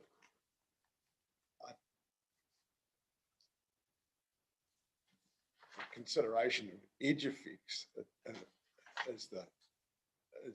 as opposed to consideration of potential edge effects to adversely affect adjoining land, or whatever you want to call it, is the issue. And the effects that may occur over time, need to be considered, which to me is much broader than just shading or irrigation, etc. Specifically, maybe the consideration of what is an appropriate buffer zone, how wide should it be, and that will depend on what the activity is, land use activity is. Was that type of outcome or solution proposed in the Forest and Bird submission, to your knowledge? I know edge effects was raised as a concern, and they made reference to what edge effects are. So I'm still struggling to see, in terms of definition of Indigenous vegetation clearance, which is where our 42A reporting officers have directed our attention at the moment, are you suggesting that the words edge effects should be inserted into that definition? Well, these are, I can't answer these questions. These are issues for planners to address. Somewhere in the plan, when people are considering an application, a land use change or a land use application adjoining areas of significant value, somewhere in the plan they should be considering, in my view, edge effects that may occur to that site. And from that point on, then consider conditions or whatever planners do to ameliorate those adverse effects that are likely to occur over 50 years' time, or how long the activity is going to persist for, because edge effects don't occur immediately often. They're pervasive and will occur gradually over time as nutrients build up and cross boundaries, and et cetera, et cetera. Yeah, okay. Now, I appreciate you're not a planner, so if you're uncomfortable with my questions, it's good you say so, but Forest and Bird has chosen not to call a planner, so you're the only one I can put these questions to, particularly as Council's not here. In terms of the definition of improved pasture, as you're aware, Forest and Bird was also submitted to Mackenzie District Council's Plan Change 18, and the legal submissions from Forest and Bird to that hearing panel were that in terms of good planning practice and in order to avoid inconsistency with the higher level planning instruments, the MPSFM definition of improved pasture should be applied. Aren't they considering changing that at the moment? It's not my question. My question to you is that Forest and Bird, in terms of that hearing, suggested a different course of action, namely adopt the MPSFM definition for the reasons I've just cited. So how does your position align with that previous legal advice from Forest and Bird? It just escapes my memory precisely what that definition is in the freshwater, so I'd need to know what that is. I was under the impression that it is currently being reviewed, but maybe I'm wrong.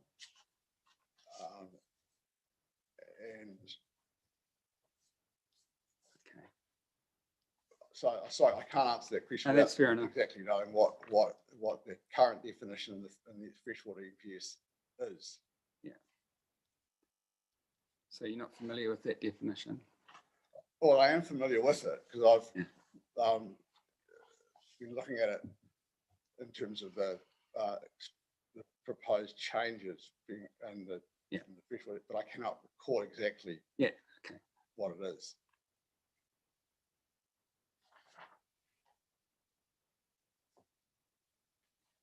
All right. Are you familiar in terms of this proposed district plan with the hill and high country overlay and the geographical extent that it covers? I am familiar. Good, good. So in terms of the areas that you've brought to our attention, the depositional areas, the fans and the outwash terraces, are they primarily located within that hill and high country overlay? Yes, almost entirely. Great.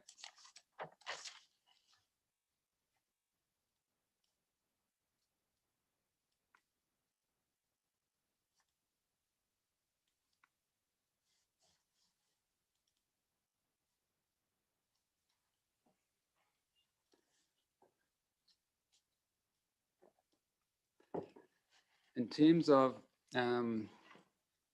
what might be classified as improved pasture within those areas that you've brought to our attention, and putting to one side the sort of semantics of what that means in terms of words on a page, in terms of your understanding of what improved pasture looks like on the ground, do you have concerns with those areas being grazed? Extensive grazing with sheep, I'm not concerned about, no. Okay.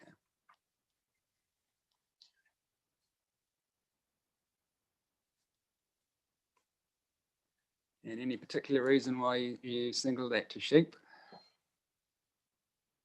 Because they are, when it comes to the impact on Indigenous vegetation, and they can have one, Yeah. they are far more benign than cattle. Yeah. The reasons for that being? Well, they're much smaller. A lot of the problem with cattle is not just the loss through browse, is they're heavy. Yeah. And they churn up, break up the ground surface, and as soon as you do, that's one of the key ways you spread weeds. So you change the composition. Trampling and pugging, yeah. Okay. And it's the same for dryland systems too. You break up the attack moss cover, often you have, and that's when the advent of ubiquitous exotic grasses like brown top and sweet venerable invade, and other exotics. Yeah. It's not so prevalent with sheep, but they can, but with high numbers and mob stocking of sheep can also have an impact. Yeah. Just a couple of more things. Just bear with me a minute. Cover that one off.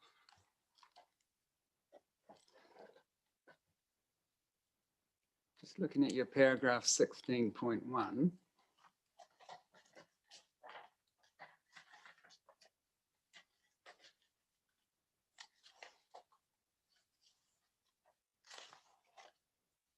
And you refer to the list in your appendix 3. Would you be able to, not now, but come back to our hearing secretary with identifying what the differences are between your appendix 3 and what's in the 42A report? Yeah, sure I can. That'd be great. Just that would be helpful for you to do that rather than for us to try and do that. Yeah, it's a long list. Yeah. And then my last question relates to your section 19. We suggest some changes to Schedule 3. And again, it's a scope issue. Forest and Bird was not a submitter on Schedule 3.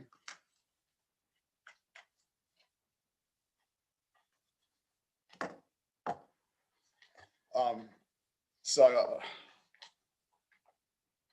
I'll get Forest and Bird to answer that. Other than I would say, well, I was given the role to provide advice on how we can improve this plan, and I hope that I've done that in terms of my understanding of the Selwyn district and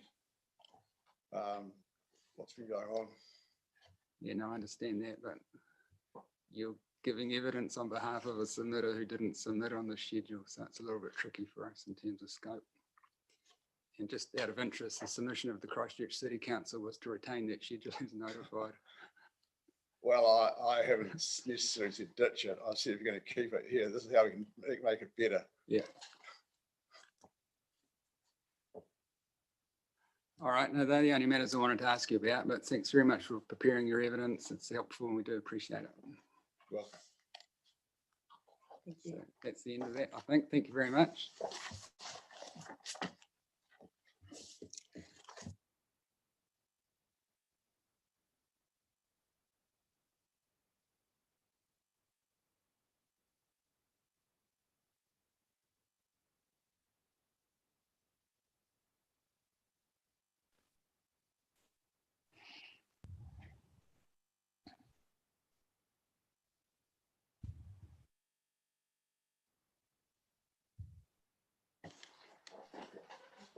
So the next submitter on our list is Manoa Energy, and Ms. Calland, I can see you here on our screen. Can you hear us?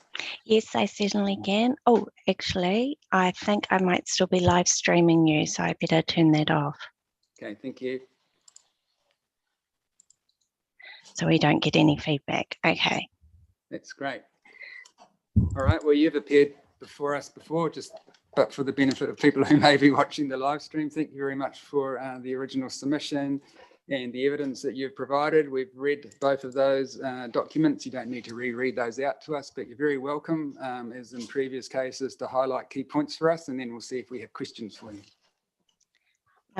Thank you for taking that evidence as read and the opportunity to appear here today via Zoom, which certainly makes things easier for me as my son is isolating with COVID, as I think is happening all around the country at the moment. So I just want to run through a quick summary of matters raised, and of course I'm available for questions afterwards. So first I'll turn to the definition of biodiversity offsetting. And here I consider that a duty to offset less than minor effects could lead to perverse requirements, making a project untenable. Therefore, I think it's appropriate to insert the words more than minor.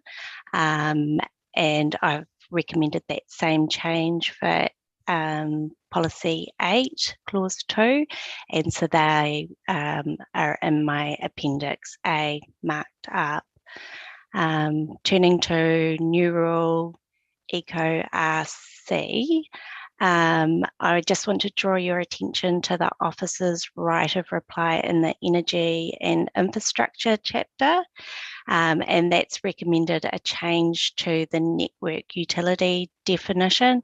And you'll probably recall that there's a bit of difficulty with Manoa being an electricity generator rather than a distributor, that they're not entirely covered by those definitions, but the recommendation is that the network utility be changed to incorporate Manoa's activities, but unfortunately the network utility operator definition is prescribed in the National Planning Standards, so can't be changed and doesn't encompass Manoa due to their activities.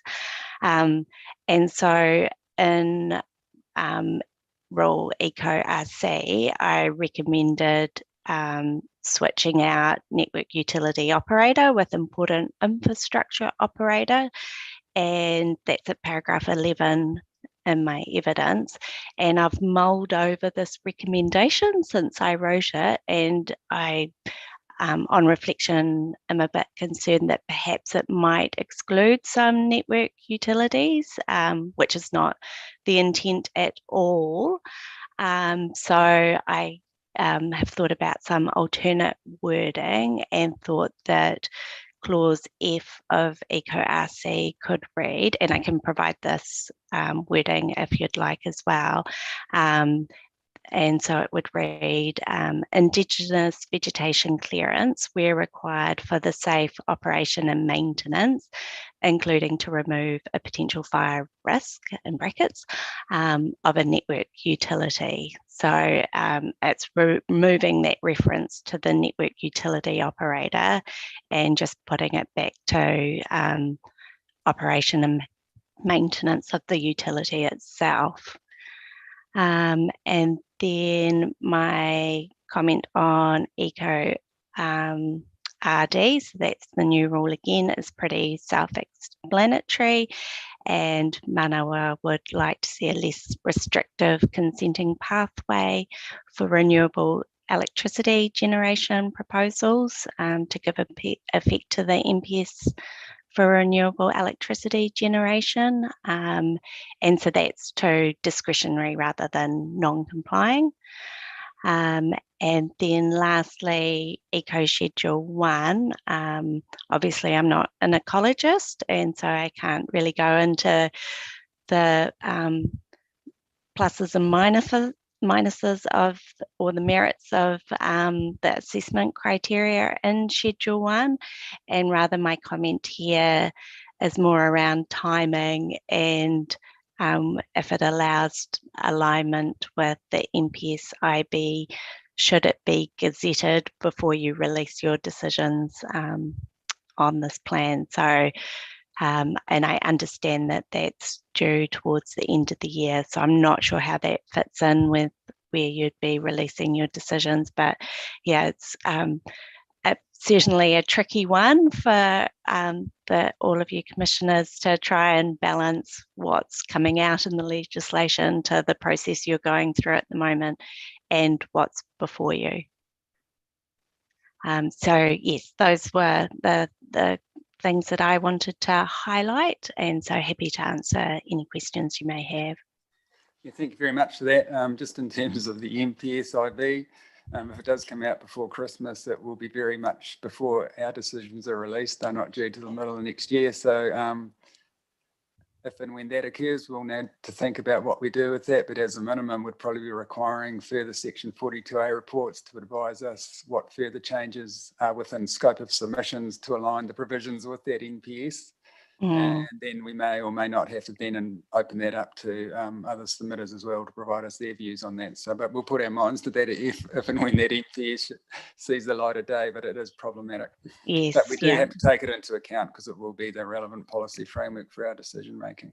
But we are restricted by scope of submissions. Exactly. Yeah, it'd be nice and tidy if you could sort that out through this process rather than having to do another plan review process to update. Exactly. Right, I'll just see if we have questions for you, Malcolm. Yvette? No, thank you. And Lindsay? Good morning, Ms. Callan. Just you talked a bit about EcoRC and the changes you're proposing, network utility operator, and apologies, I wasn't part of the energy and infrastructure hearings, but just so I can understand. So as part of that process, there was submissions made to include energy generators as part of network utilities. Yes. And hence that is why you've proposed a change to include that network utilities as opposed to important infrastructure. Yes. So and the original reference here was to network utility operator, which doesn't include electricity generators. And so by tweaking it to refer to network utility rather than the operator itself, it does encompass Manoa's activities. And so, yeah, I just, when I was reflecting on it, thought, oh, there may be some network utilities that aren't important infrastructure, so didn't want to have that outcome where they were excluded because that wasn't that intention. Okay, thank you. And a similar point, you've got safe operational maintenance of the important infrastructure in there. Yes. Are you satisfied that your routine operations are covered by the definition of safe operation and maintenance? Yes, and this is just in relation to the Indigenous biodiversity vegetation clearance as well. So there's other rules in the energy and infrastructure chapter that provide for further activities. Okay. Last one, and it's more for my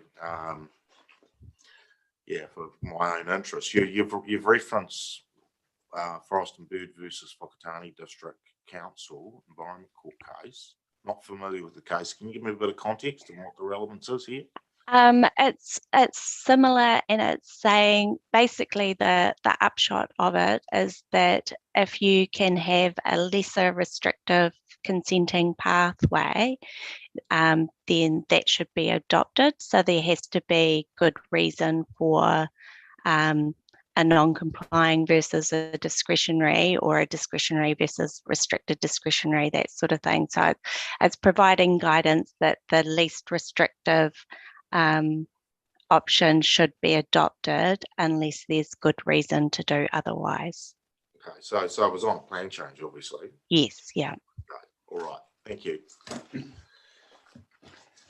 Just a couple of matters from me, just in terms of your paragraph 9 and the biodiversity offsetting issue.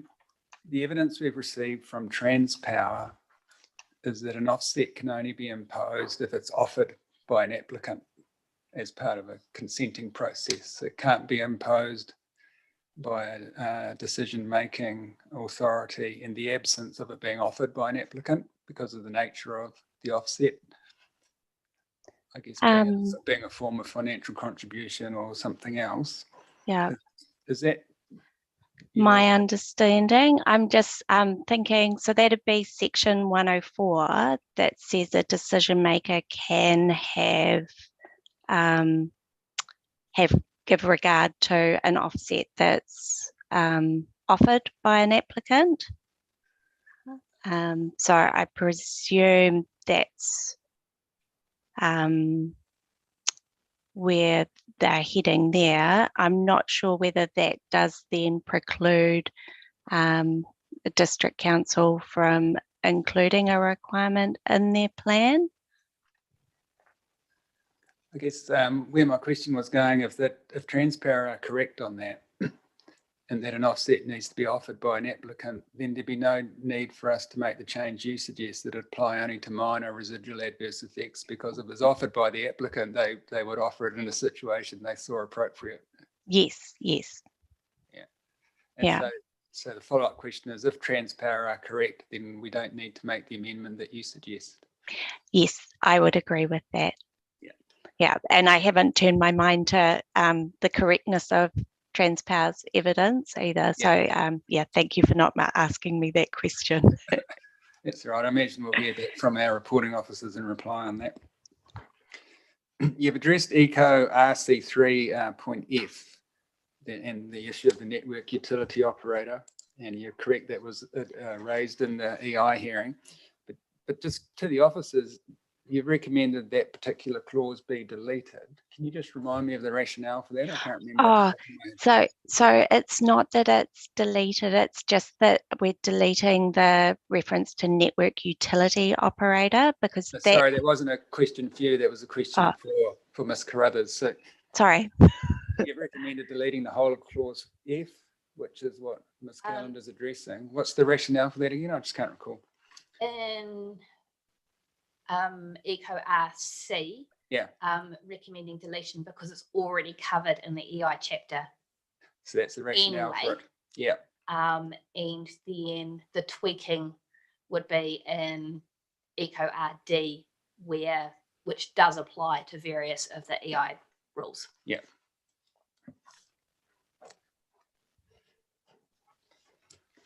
So I'm happy for you to offline liaise with Ms. Carruthers on that issue and let us know by way of further, just a further memo or an email or something, if once you've had a discussion about that, if you still think there's an issue that we need to turn our minds to.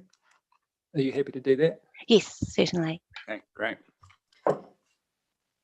No, that was all I wanted to ask you about. Thanks very much.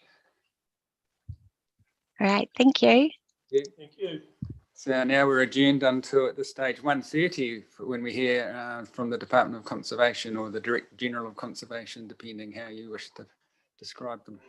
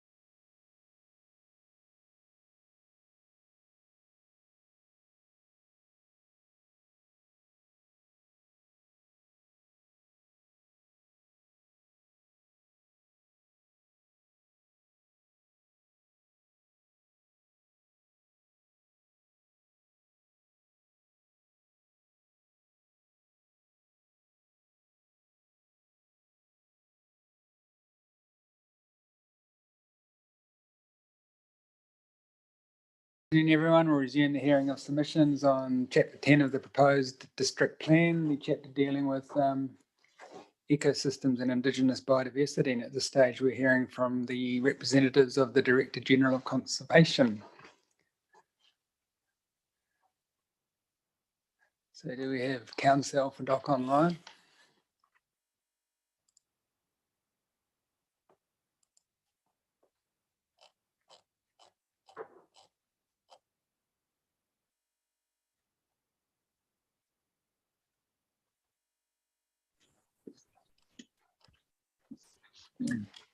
Right, good afternoon. Can you hear us, Ms. Williams? Can you hear us? Tēnā koe, yes, we can hear you loud and clear. Thank you. Can you hear me? Excellent. Yes, we can hear you. So good afternoon and welcome. I think you've appeared before us before, so you know the drill, but just for the benefit of others who may be watching, thank you very much for the pre-circulated material, your legal submissions and the evidence from your two witnesses. We've read all of that material, so you don't need to read that out loud to us. But of course, you're very welcome to highlight key points for us, and we'll see if we have any questions for you after that. Thank you. That's good. Oh, this is showing slightly behind. Sorry. Look, so thank you very much, Tēnā koutou, ko Penny Williams, aho. I'm Counsel for the Director General of Conservation, and I have sitting with me here today Amy Young, who is a RMA planner, and with you in the hearing you have Mike Harding, who is the Director General's independent ecology expert. And Ms. Young and Mr. Harding have both filed evidence in the hearing, and I've also filed some legal submissions, and I'm very grateful to the panel for your indulgence in allowing us to put those in late. Ms. Harding and I have both had COVID over the last couple of weeks, so we are grateful that, sorry, I'm just trying to find a different thing. We are grateful for your indulgence in allowing us to put in evidence and submissions a little late, so thank you. No, that's fine. So, look, as you'll see, and I know you've pre-read the legal submissions, so I'm not going to go through them. I'm just going to speak to them. The concern really that I had was I was quite concerned by the Section 42A report writers' comment that the draft National Policy Statement for Indigenous Biodiversity was not something which you needed to consider. And in terms of legally, that's absolutely correct, because of course you're not required to consider a national policy statement until it has been approved and gazetted. So absolutely correct from that perspective. My concern is that the NPSIB has gone through quite an extensive process to get to this latest exposure draft that came out in June. I've attended a session recently with Minister Parker, who was talking about this, and my understanding is that this really is getting towards the end of the process, and I've detailed some of that in my submissions. And the expectation is that this national policy statement will be gazetted fairly soon, before the end of the year, and at that point it certainly will be something that the council will have to consider in its proposed plan. So that was the thrust of those submissions, that it is a matter that you should consider. It's not a matter that you must consider. So I hope that's clear. Yeah, well, I understand what you're saying. In terms of, you say that legally we can't have regard to the draft MPS because it has no status. You're not suggesting we should act illegally, are you? I'm certainly not saying you should act illegally. The thing is that the must have regard, shall have regard wording applies once it's in place. My view is that you can still consider it, and where you would be consistent with it, then that's something that you should consider as part of your plan. And I understand that hearings on the proposed plan are going to go through into 2023. So my expectation is that this is a document which is going to be in force and applicable before you deliver your final decisions on the proposed plan. That's quite right in terms of when this MPS eventually sees the light of day and it's gazetted, we will have to have regard to it in terms of our decision making. And I did discuss earlier with in front of another submitter that would mean we would at the least have to request a further Section 42A report to advise us what further changes we can make to the plan to give effect to the MPS, with the caveat that those changes must be within the scope of the original submissions. Yes, I'm involved in the Southland planning process, which I think actually you were the chair of the council panel. Right. So yes, so the Southland process has that same issue with the National Policy Statement for Freshwater Management, which is that we have now a 2020 version, and again, it's the same thing that you give effect to it to the extent you can within scope of existing submissions. Yep. And what we would yet have to discuss and decide is what further opportunity we would again give submitters such as the Director General to also have their views made known to us in terms of what further changes are within scope of not only your own submissions but those of other parties. So we'll have to give that some further thought. If the MPS does come before us before we issue our decisions next year, I'm not sure if I'm willing to put money on that or not, but we'll see. In terms of, you mentioned you had a discussion with Minister Parker. I hope you're not inferring to us that Minister Parker is going to have no regard to the many, many submissions that have been lodged on this exposure draft. So this is a process which is actually being, it's obviously being managed by MFP. Minister Parker was simply of the view that his expectation was that the final version of the NPS would be gazetted and approved before the end of the year.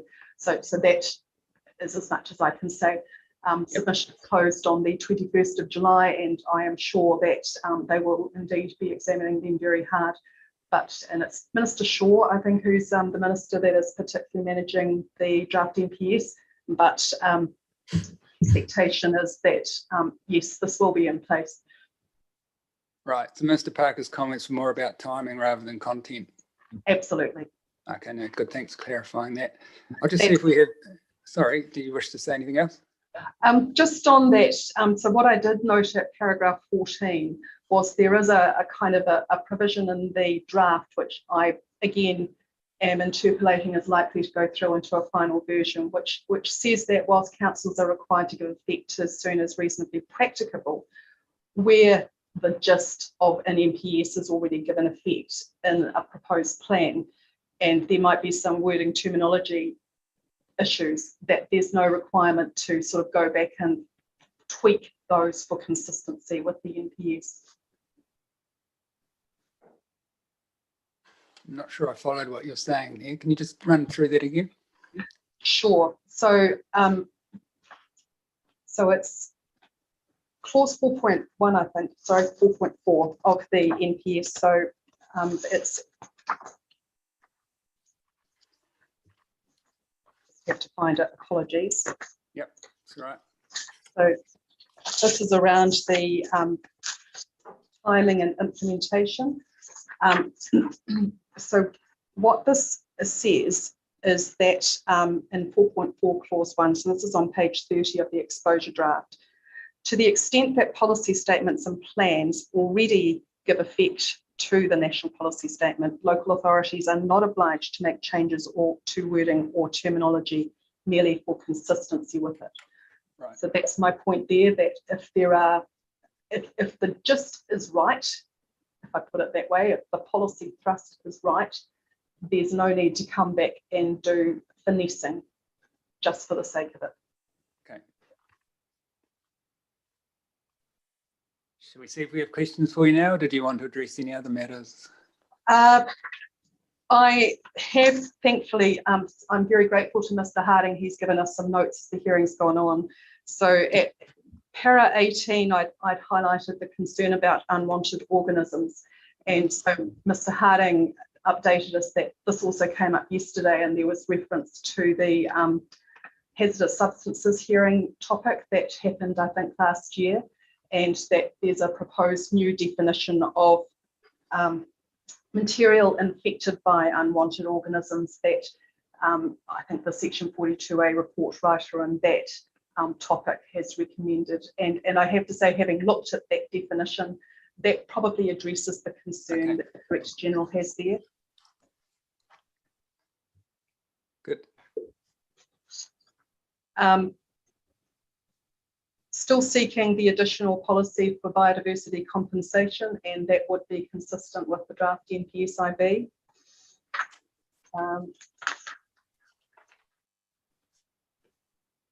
And seeking changes, and those are detailed in Mr. Harding and Ms. Young's evidence to the rules in particular, and some to the policies, and one minor change to the objectives. And unless you want to hear me expand on those, I'm happy to take questions. Great, thank you very much for that. Welcome, any questions? At this stage, then? No, have you any questions? No, Lindsay? No, and no further questions from me either. Thank you very much. So now we can hear from your witnesses. Yes, so perhaps if we go to Mr. Harding first, and then we'll hear from Ms. Young. Yep, that sounds good. Thank you. Thank you. The slides. Thank you for the opportunity to speak to my evidence. I've got some slides that I'll run through initially and to cover the main points. And I'm obviously assuming you've read the evidence. And I'm also make the point that a lot of the issues that the advice that I provided in my evidence has been addressed by the Section 42A report. So I'm not going to concentrate too much on those issues now. Now, despite lots of careful editing, there are a couple of errors in my evidence. There's only one which actually has any effect on the meaning, and that's on page 42, para 204.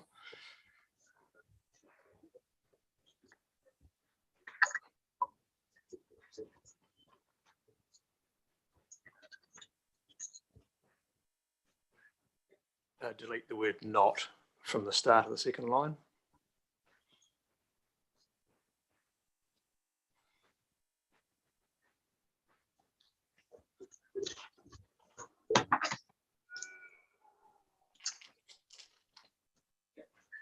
Okay, next slide. The Selwyn district supports Indigenous biodiversity that is diverse and nationally important. It's been well documented in the evidence and by the other submitters, so I'm not going to attempt to illustrate it here. What instead I propose to do over the next, as part of this presentation, is just to concentrate on some key issues, and ones especially for which images are helpful to understand. And so I've listed them there. So next slide, please.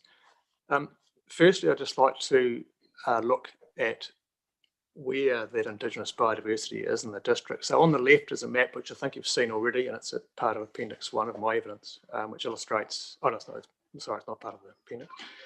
It illustrates the threatened land environments. I just want to talk that through. I'm not sure how visible the legend is from where you are, but the red shading on that image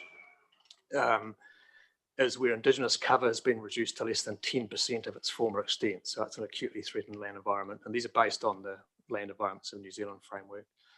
The orange colour is 10 to 20%, which is chronically threatened. And the fawn colour is where it's reduced to 20 to 30%, so it's at risk. You'll see clearly in those images that the depleted land environments are concentrated at low altitudes, and on the plains and in the valleys and in the intermontane basins. Now, vegetation which is depleted to less than 20% is significant.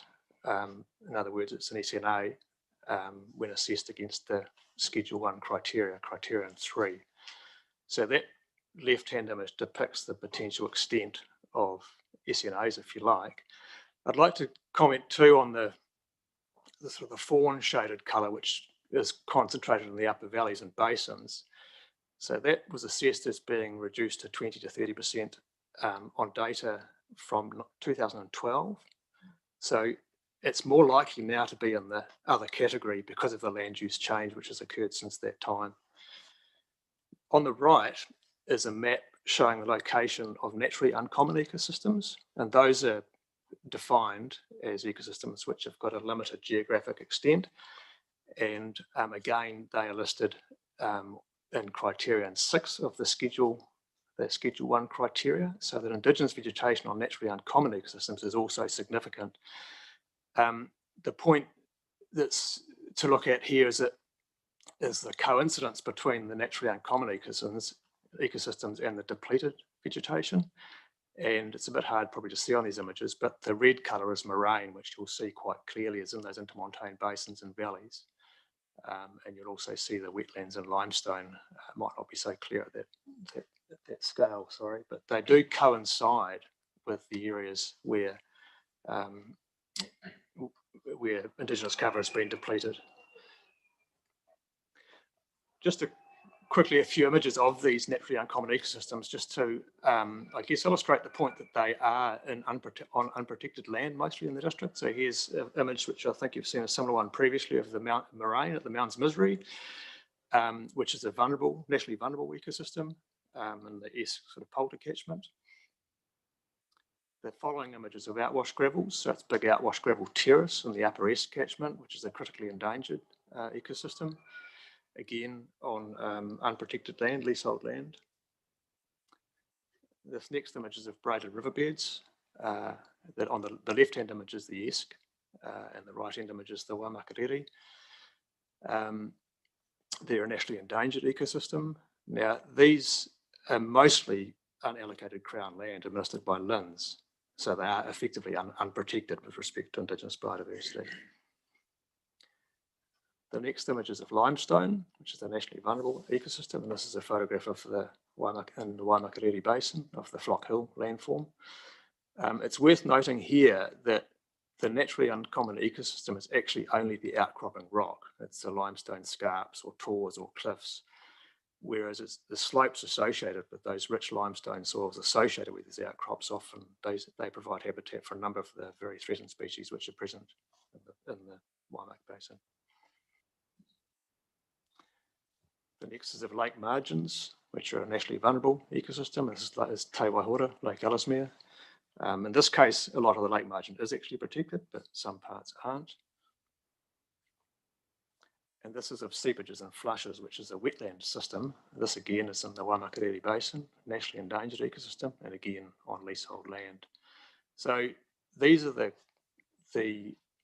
ecosystems which have been identified both in the national planning frameworks and in the Canterbury Regional Policy Statement, and now in the proposed schedule to this plan, as being the areas, if they support Indigenous vegetation, they are significant SNAs.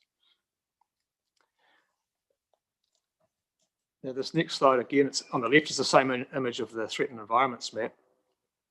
On the right-hand side is a map showing the extent of public conservation land in the Selwyn district.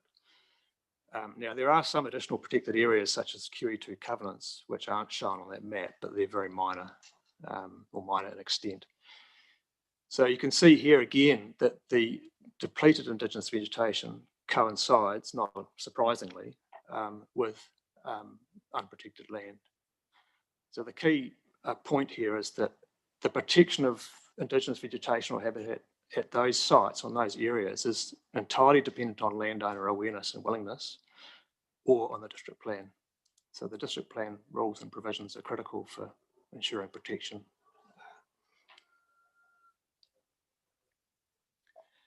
I now want to just talk to a few slides on ecosystem loss. The first type of ecosystem loss is the loss of ecosystem extent, and there's been evidence presented and submitted on this.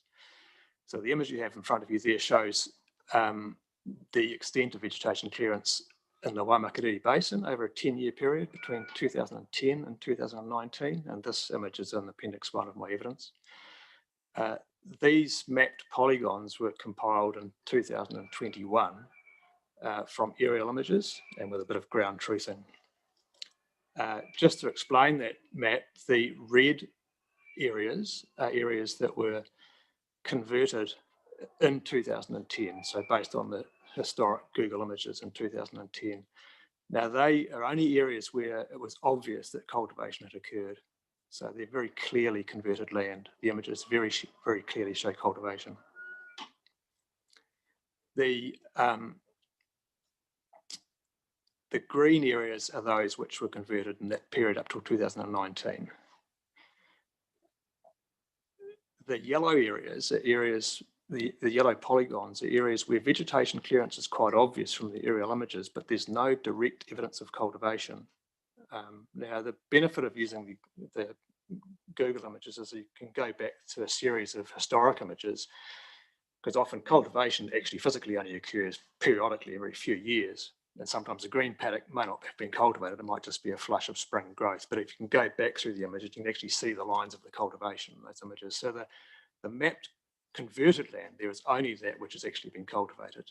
And the yellow images is where clearances occurred, such as say shrubland has been removed, but there's no sign of cultivation. The extent of the converted and partially converted land has almost doubled over that 10-year period to about 3,300 hectares.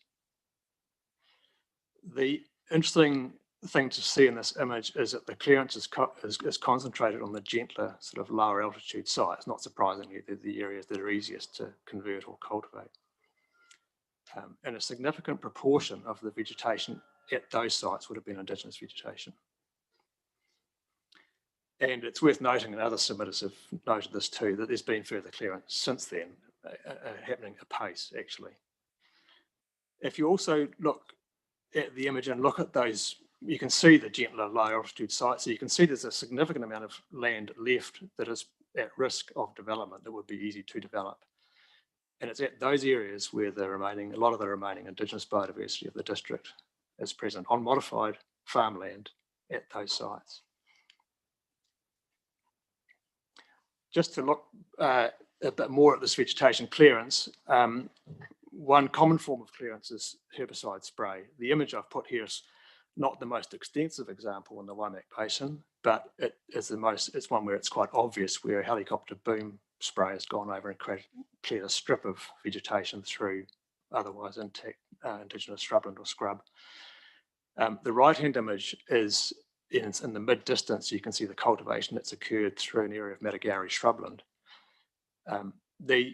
It's important not to forget that there's been a lot of concentration on cultivation and on shrubland clearance as types of vegetation clearance, but there's also weed invasion as a form of vegetation clearance, especially wild and conifer spread, and allowing woody weeds such as broom or gorse to colonise areas, overplanting such as in forestry, and also the off-site weed effects, which I'll talk about later on. Some examples of this clearance, here is one at the Acheron Terraces, where it's an area of Indigenous vegetation with short tussock, with scattered tall tussock, Indigenous shrubs, and quite a diverse grassland flora. It's an area which is the naturally uncommon ecosystem, an outwash terrace. I think Mr. Head showed an image similar to this. And it's an area where Indigenous cover has been reduced to 20 to 30%, and as I suggested earlier, it probably is less than 20% now in those land environments. So therefore, the vegetation that's been cleared there would have been an SNA. It's also worth looking in the back of the image is an area of wilding, area of conifers, of plantation of pine trees. That's actually wilding conifer spread, which has now been managed as a plantation forest. Which there's two effects there. One is that the conifers have overtaken the outwash terrace. Mr. Head talked about it with the Kettle Hole Tarns. It's a very important site. And the second is it's been able to be managed as plantation forest without a consent. This next image is the ribbonwood fan, the image you saw earlier. So it's Matagari shrubland with scattered short tussock. The intertussock flora is unknown. I've not visited the site closely. Again, it's an area where Indigenous vegetation is depleted, or in a land environment where it's depleted. And it's on a huge alluvial fan, this site. And in fact, clearance has continued at the site since this image was taken. This would almost certainly be an SNA.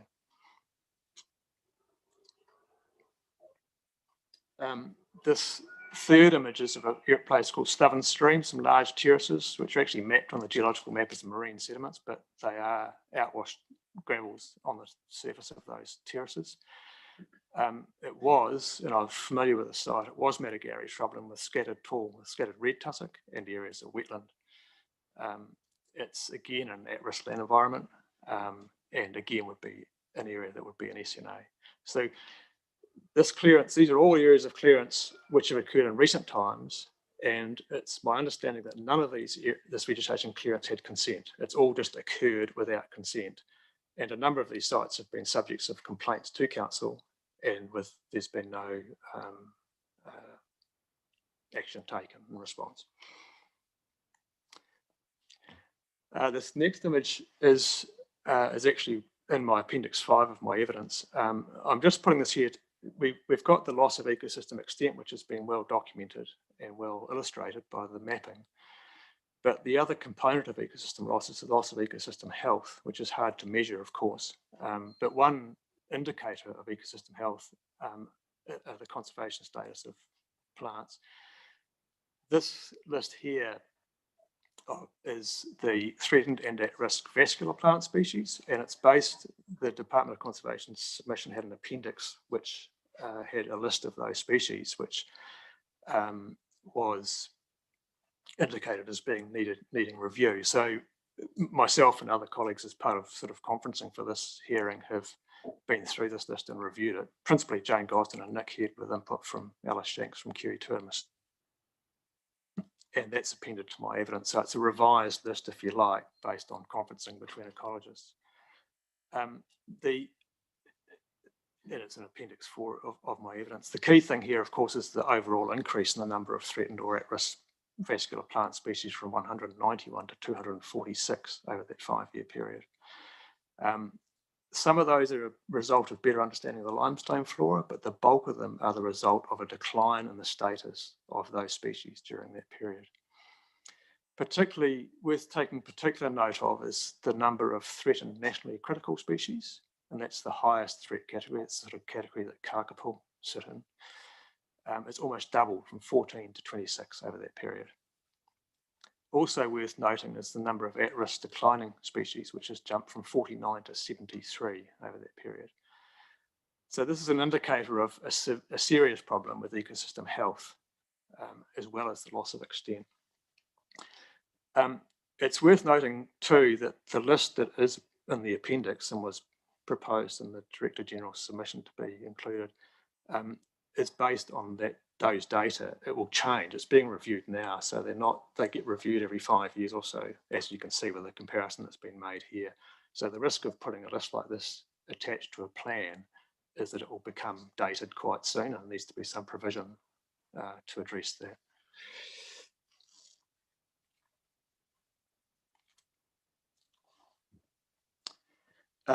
Moving on now to some of the definitions, there's been a bit of discussion about the definition of Indigenous vegetation. Now, Indigenous biodiversity includes all species and the diversity within species. So the definition for Indigenous vegetation has to be comprehensive. And you've already seen with the evidence presented by Mr. Head that how important mosses are as a component of Indigenous vegetation. And the image on the left there is just a closer example of Indigenous vegetation dominated by mosses. Also very important are lichens, which are colonising species, really. They will colonise rock. They are the early stage for natural succession of plant communities. They're very prevalent on rock screes, on riverbeds, which are two very important landforms in the district. So both non-vascular species, such as mosses, and lichens they need to be specifically included in that definition for it to be comprehensive and consistent. And there's been discussion about that. I mean, lichens are plant-like, but strictly they're not plants, so they need to be identified separately. I'll now look at the definition for vegetation clearance, and there's been discussion, and I submitted on the effects of trampling and mob stocking. It's not a particularly good photo of mob stocking necessarily, but it shows what happens when you concentrate animal activity at a location, in this case, a tarn margin. And you can see the trampling there by deer in this case, virtually transforms the tarn margin, which is actually normally habitat for a number of threatened plant species. A similar situation happens if you confine animals into a fenced area. Now, the Section 42A report does propose some changes here, and I accept that they will largely address that. So I think that's probably largely been addressed by the Section 42A report. Next slide, please. Thank you. The other thing that's received a bit of attention is the edge effects, and this is an area which it's something that's poorly understood. Actually, there are some data on it, and there's a lot of fear. Well, there's a lot of intuitive data about it, I suppose. What the documented evidence shows so far is that in the image here, you can see an area of cultivated pasture, much of which is irrigated. I'm not sure if it all is, but there is a pivot in the centre of that. But the three main effects which have been documented are, one is an increase in humidity. It's a sort of water content in the air, and it's not as commonly perceived as just being water, being dispersed from irrigation. It occurs because you're putting water into a crop, and about 90% of the water that goes onto that crop is then transpired back into the atmosphere. So you're increasing the water content of the atmosphere over that site.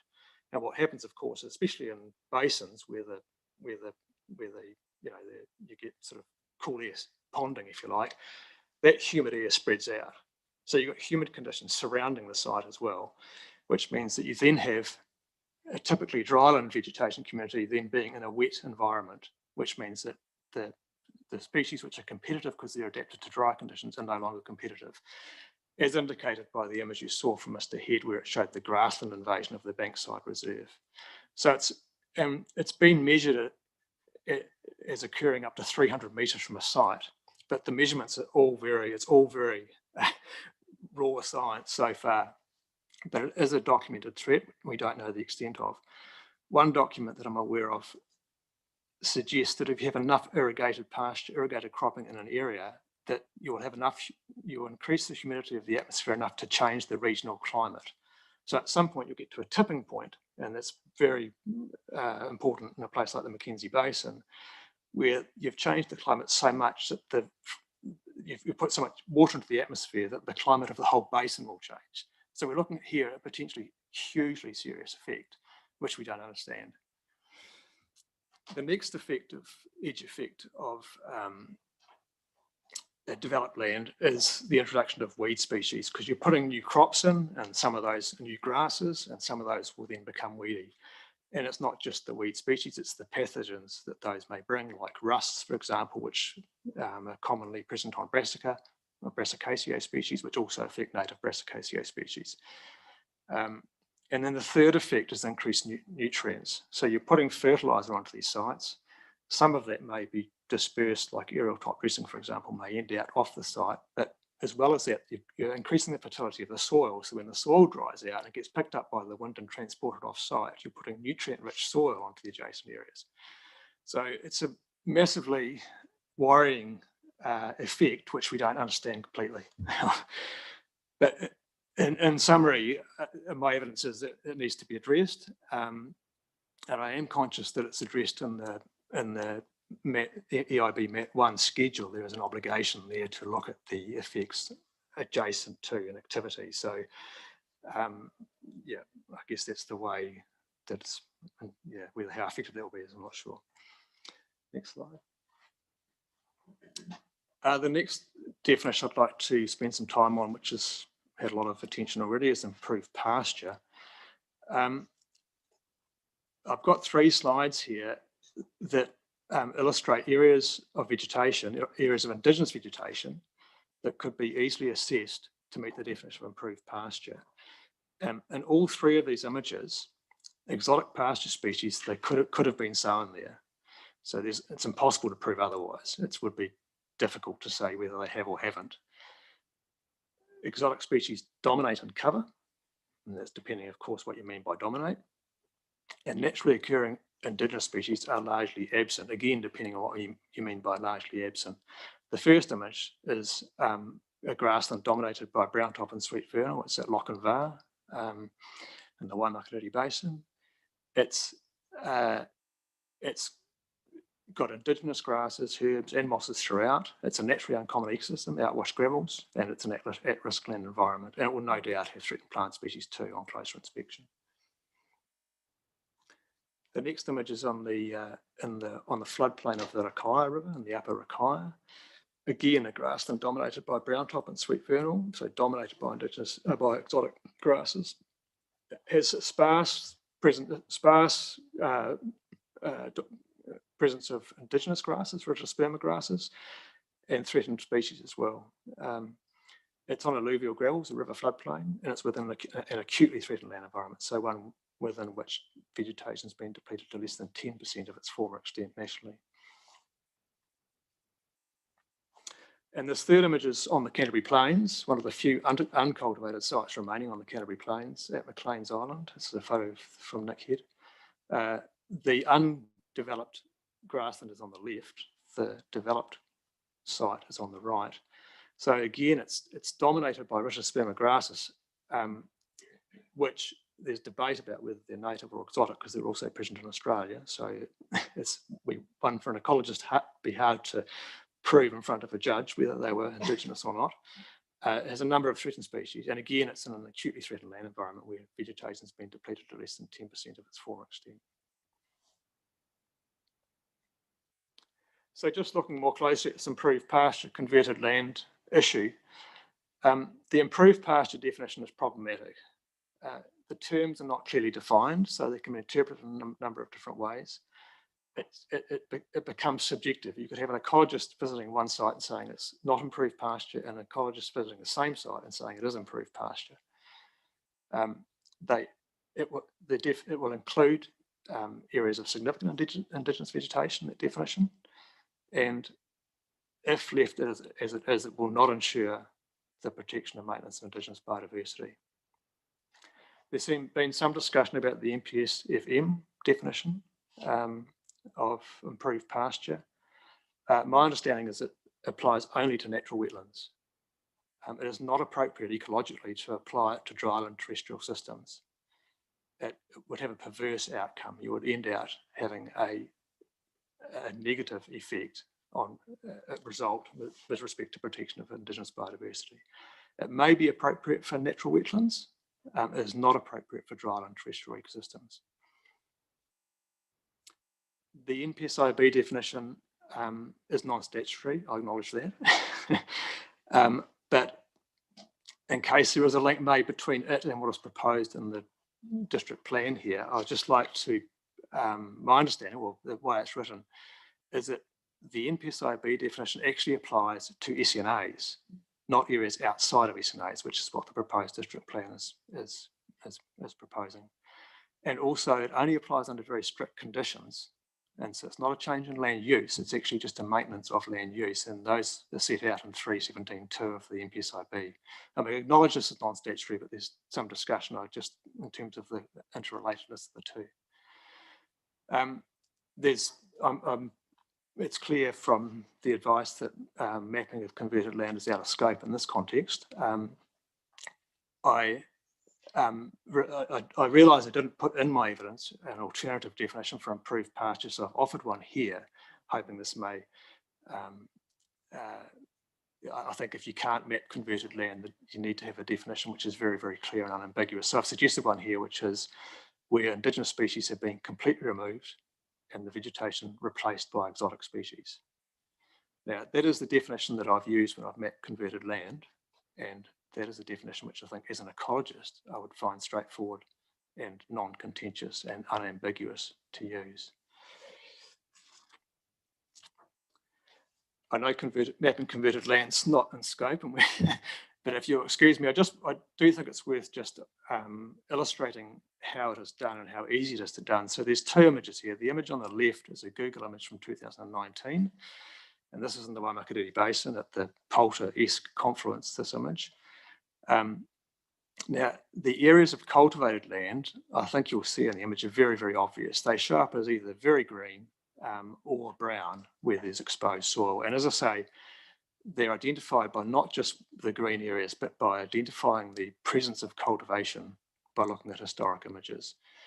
So the red areas are pre-2010, as in the other map, and the green areas are areas that have been cultivated between 2010 and 2019.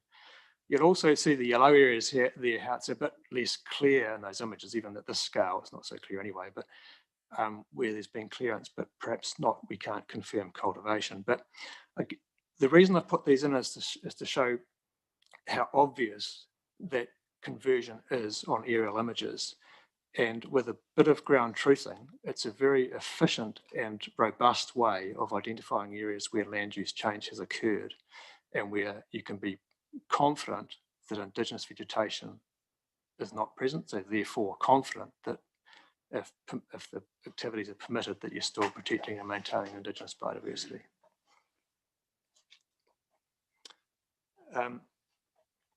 This is my final slide. So there's been substantial loss of both ecosystem extent and ecosystem health in the district. Much of the district's unprotected Indigenous biodiversity is on modified unprotected land. And I've just put, I suppose, in summary here, that I think that the proposed district plan will need to recognise the extent of that loss. Importantly, acknowledge the lack of information, because we don't know what is present at these sites. We can assume what's present, but there's been so little survey work in the absence of SNA survey work that we don't know. And in the absence of consent applications for clearance, clearance is occurring without consent applications, so we never get a chance to see what's there. I think ecologically it's important that we have ecological assessment prior to land use change. That's the only way we can be sure that we're going to maintain and protect Indigenous biodiversity.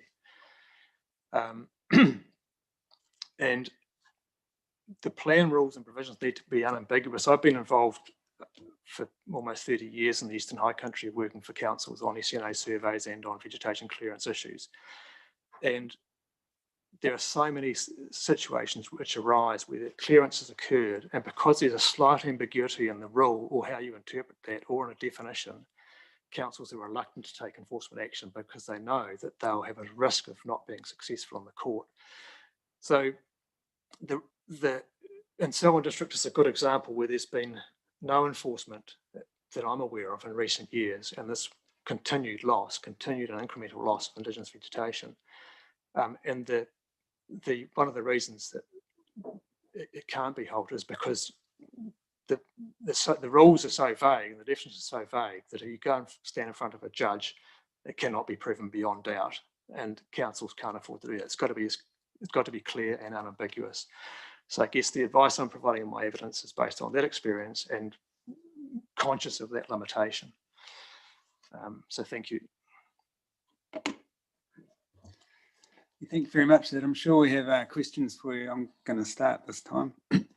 Just in terms of the issue of improved pasture and the definition thereof, I'm just looking at Ms. Young's evidence at her para 167. She set out the definition sought by the Director General, and that is in fact the definition in the NPSFM. In her next paragraph, she outlines the definition in the exposure draft of the NPSIB, which is exactly word for word the same as the one in the NPSFM. She then concludes that section of her evidence by saying she supports the definition as sought in the Director General's submission, which is the NPSFM definition. You're telling us something quite different to the Director General's planning witness. Yes, I am. And I guess I understand my role here is as an independent ecologist to advise the panel. Yep. And I'm conscious, obviously, of what the Director General's submission is.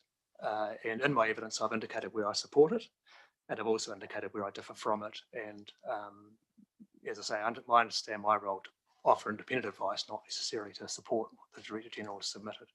Yeah, no, that's fair.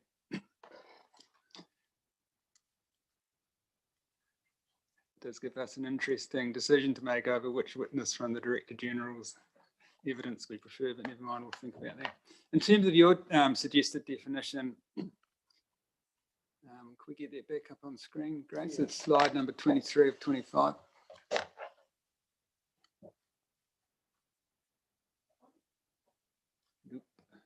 Nope. Yeah, that one. So where Indigenous species have been completely removed. So what would happen if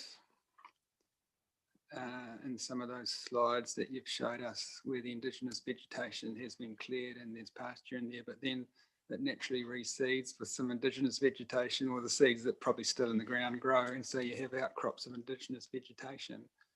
How does that work with your definition? That is the problem, I acknowledge that. And I understand in the MPSIB that and I'm aware of submissions which have raised that issue, because that is a problem with like Matagari, Silvertussock, Manuka, recolonising areas. So I acknowledge that's an issue. I think, and I guess that's one of the reasons why I'm such a fan of mapping converted land, because it resolves that problem completely, provides that clarity. But seeing as that's off the table, I acknowledge that's an issue. Yeah, I think and as I say, I understand that's a live issue with the submissions to the MPSIB. Yeah.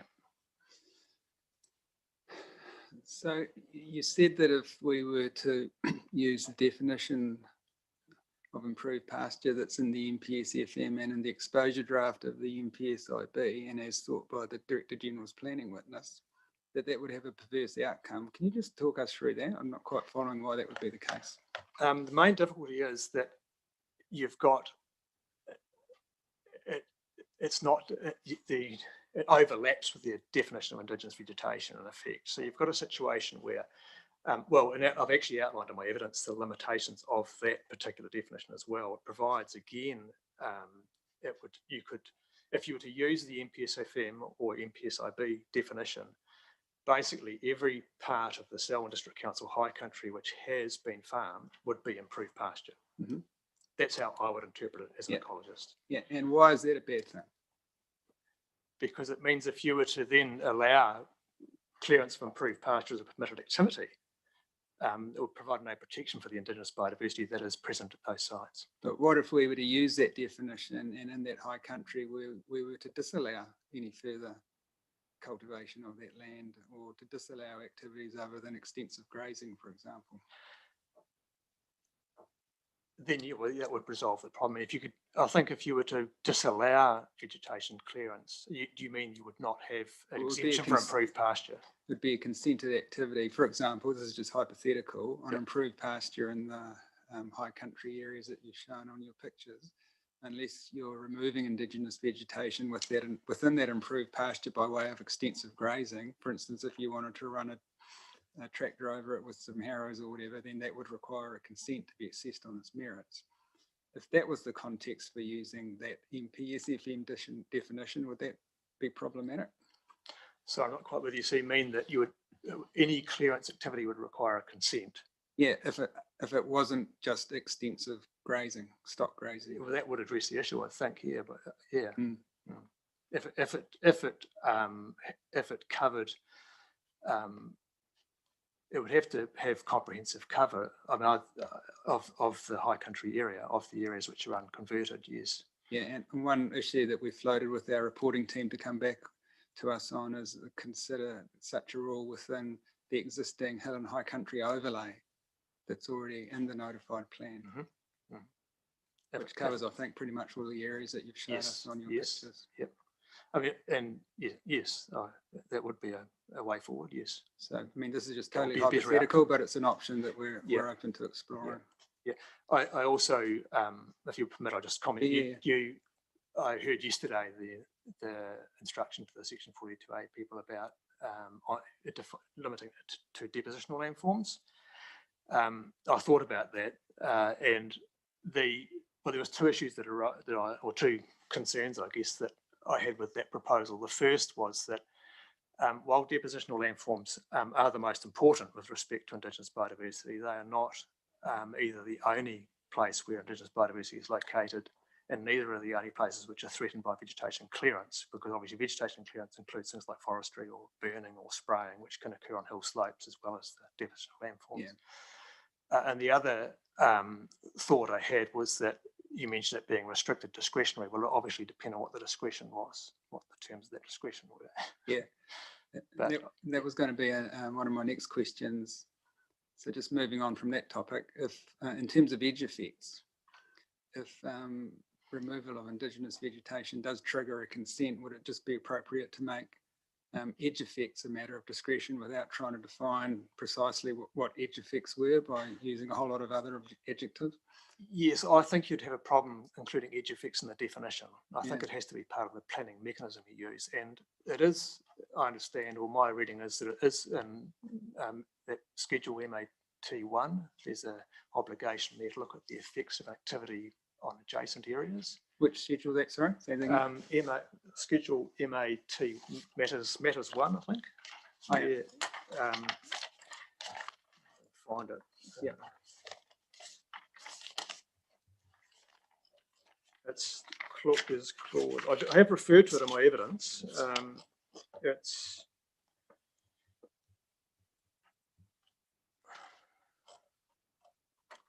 yeah. So 1D, the effects of the clearance on species diversity, ecosystem integrity and functioning, including the integrity and functioning of adjoining areas of Indigenous vegetation.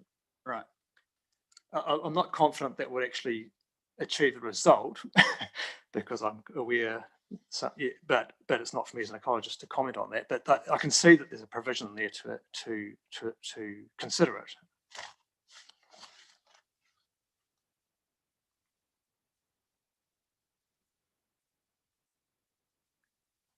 Do you think a number of submitters have emphasised the term edge effects? Do you think the words there in clause D are a little bit coded for a decision maker to be aware that that they should be thinking about edge effects?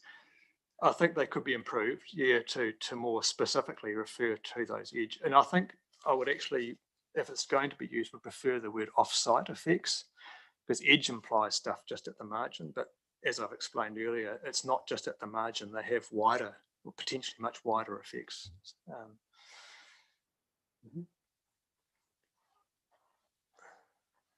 Right. And just a couple more questions.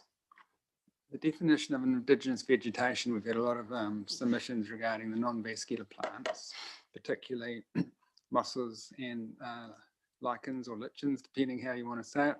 Just looking at your overhead though, if we were to come to a decision that we should include non-vascular plants and in particular mosses and lichens, should we say mosses or should we say moss fields? Which is the better term? Moss fields is a community type, so whereas mosses is a plant type. So you would say mosses and lichens. Yeah. So I think the definition. I think I proposed the definition of my evidence, which 60. Yeah. Which yeah. And now just last question from me. Your Appendix 4, and yep, which is the list of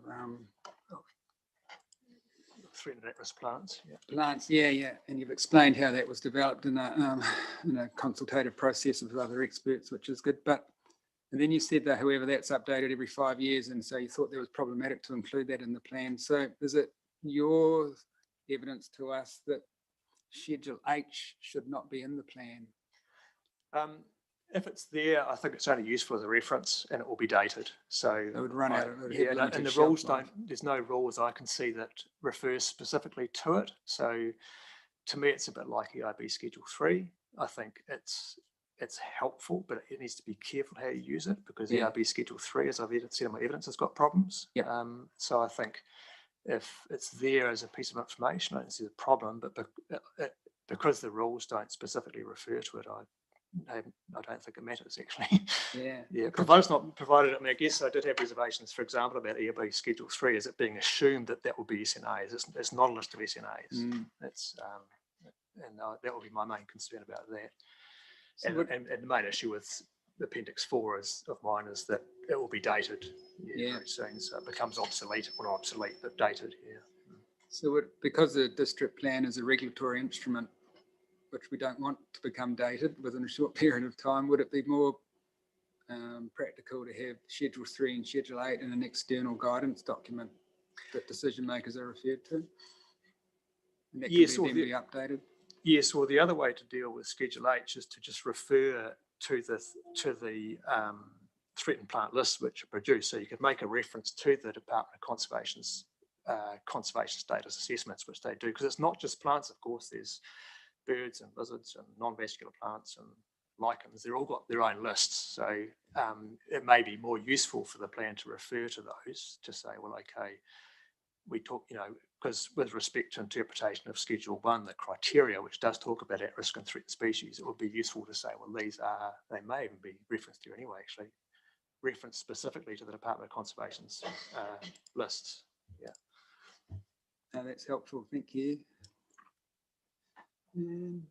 Yeah, they're the only matters I wanted to ask you about. I'll just see if my colleagues have any further questions. Malcolm, anything else you'd like to ask Mr. Harding? No, you've actually asked them for me. I was very interested in your definitions in section 6 of Indigenous vegetation. And I presume you'd be happy if that was used somewhere else. Sorry, the definition where, sir? Your definition, section 6 of Indigenous vegetation, you set out there, section 60 rather. 60, sorry. Yeah. Okay. Which has provided great clarity. It has been a great amount of conversation over the last 2 days over Indigenous vegetation, and I did find it quite. Yes, so I've put my proposed or preferred definition at the top of that page, the end of paragraph 59, actually. Yes. Yeah, so that would be my recommendation. The second sentence in there, this community may include exotic species, is not necessary. It was put there originally, actually it was conceptually it came up in the Mackenzie Basin and it was to remind people, as I think Nick pointed out, that Indigenous vegetation often is in these eastern South Island areas dominated by exotic species, not dominated, but exotic species are often present. So, but it needn't be there with respect to the definition of that second sentence. Right, thank you. That's great, and I have no further questions. Thank you. Yvette, any questions?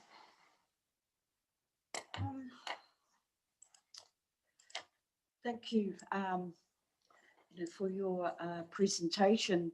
I'm just looking at the comments that the comments you've made about mapping, how it can be a lot simpler than what has been suggested. I'm just wondering about the mudfish overlay, and if you have a view in terms of, I don't know if you had the opportunity to read the upper Waimakariri group where no, sorry, I've got the wrong group. Ellesmere that were concerned about the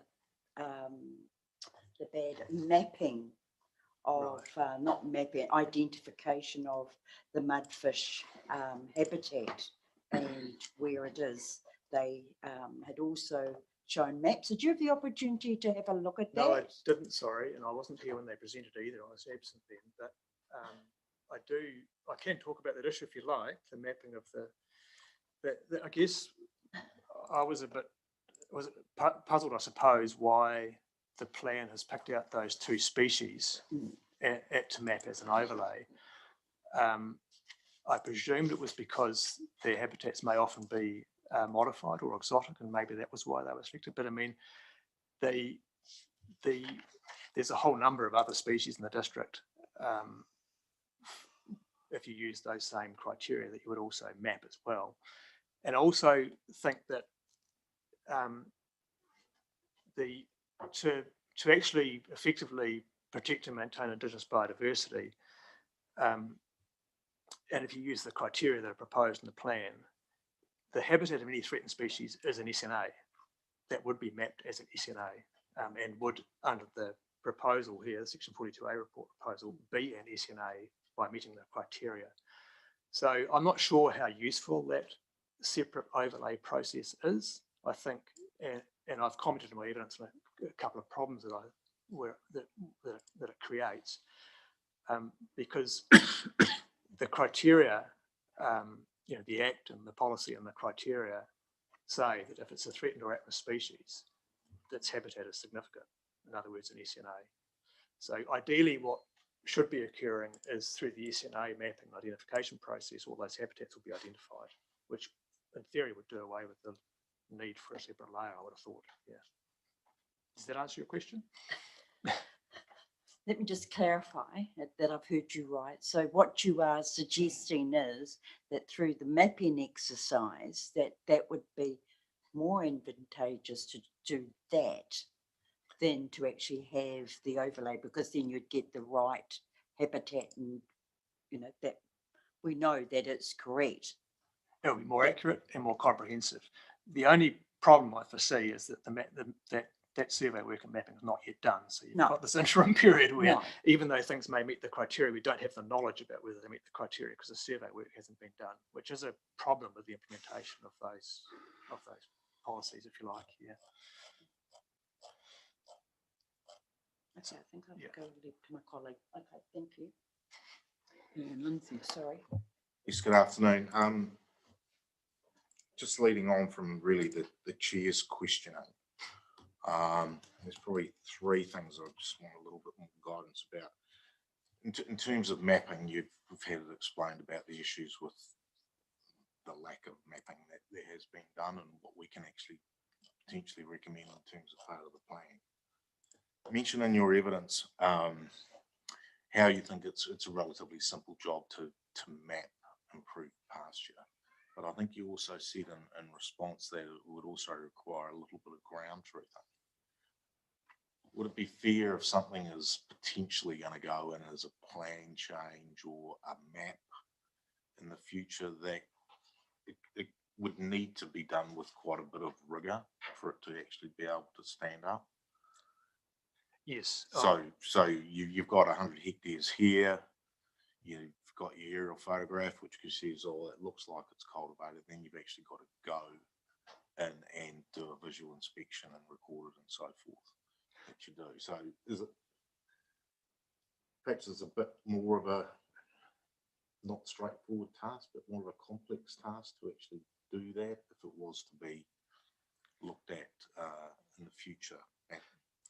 Because you're not the only ecologist who has suggested mapping improved pasture. Yeah, it would be a process, and obviously if it's going to end up as a map or a layer in a plan, it would have to be robust. So I guess what I'm saying is that the initial cut, the initial assessment that you'd make from as a desktop aerial images is pretty good, and I've had experience at taking it through the whole process and ground truthing these sites, so you can get it pretty right.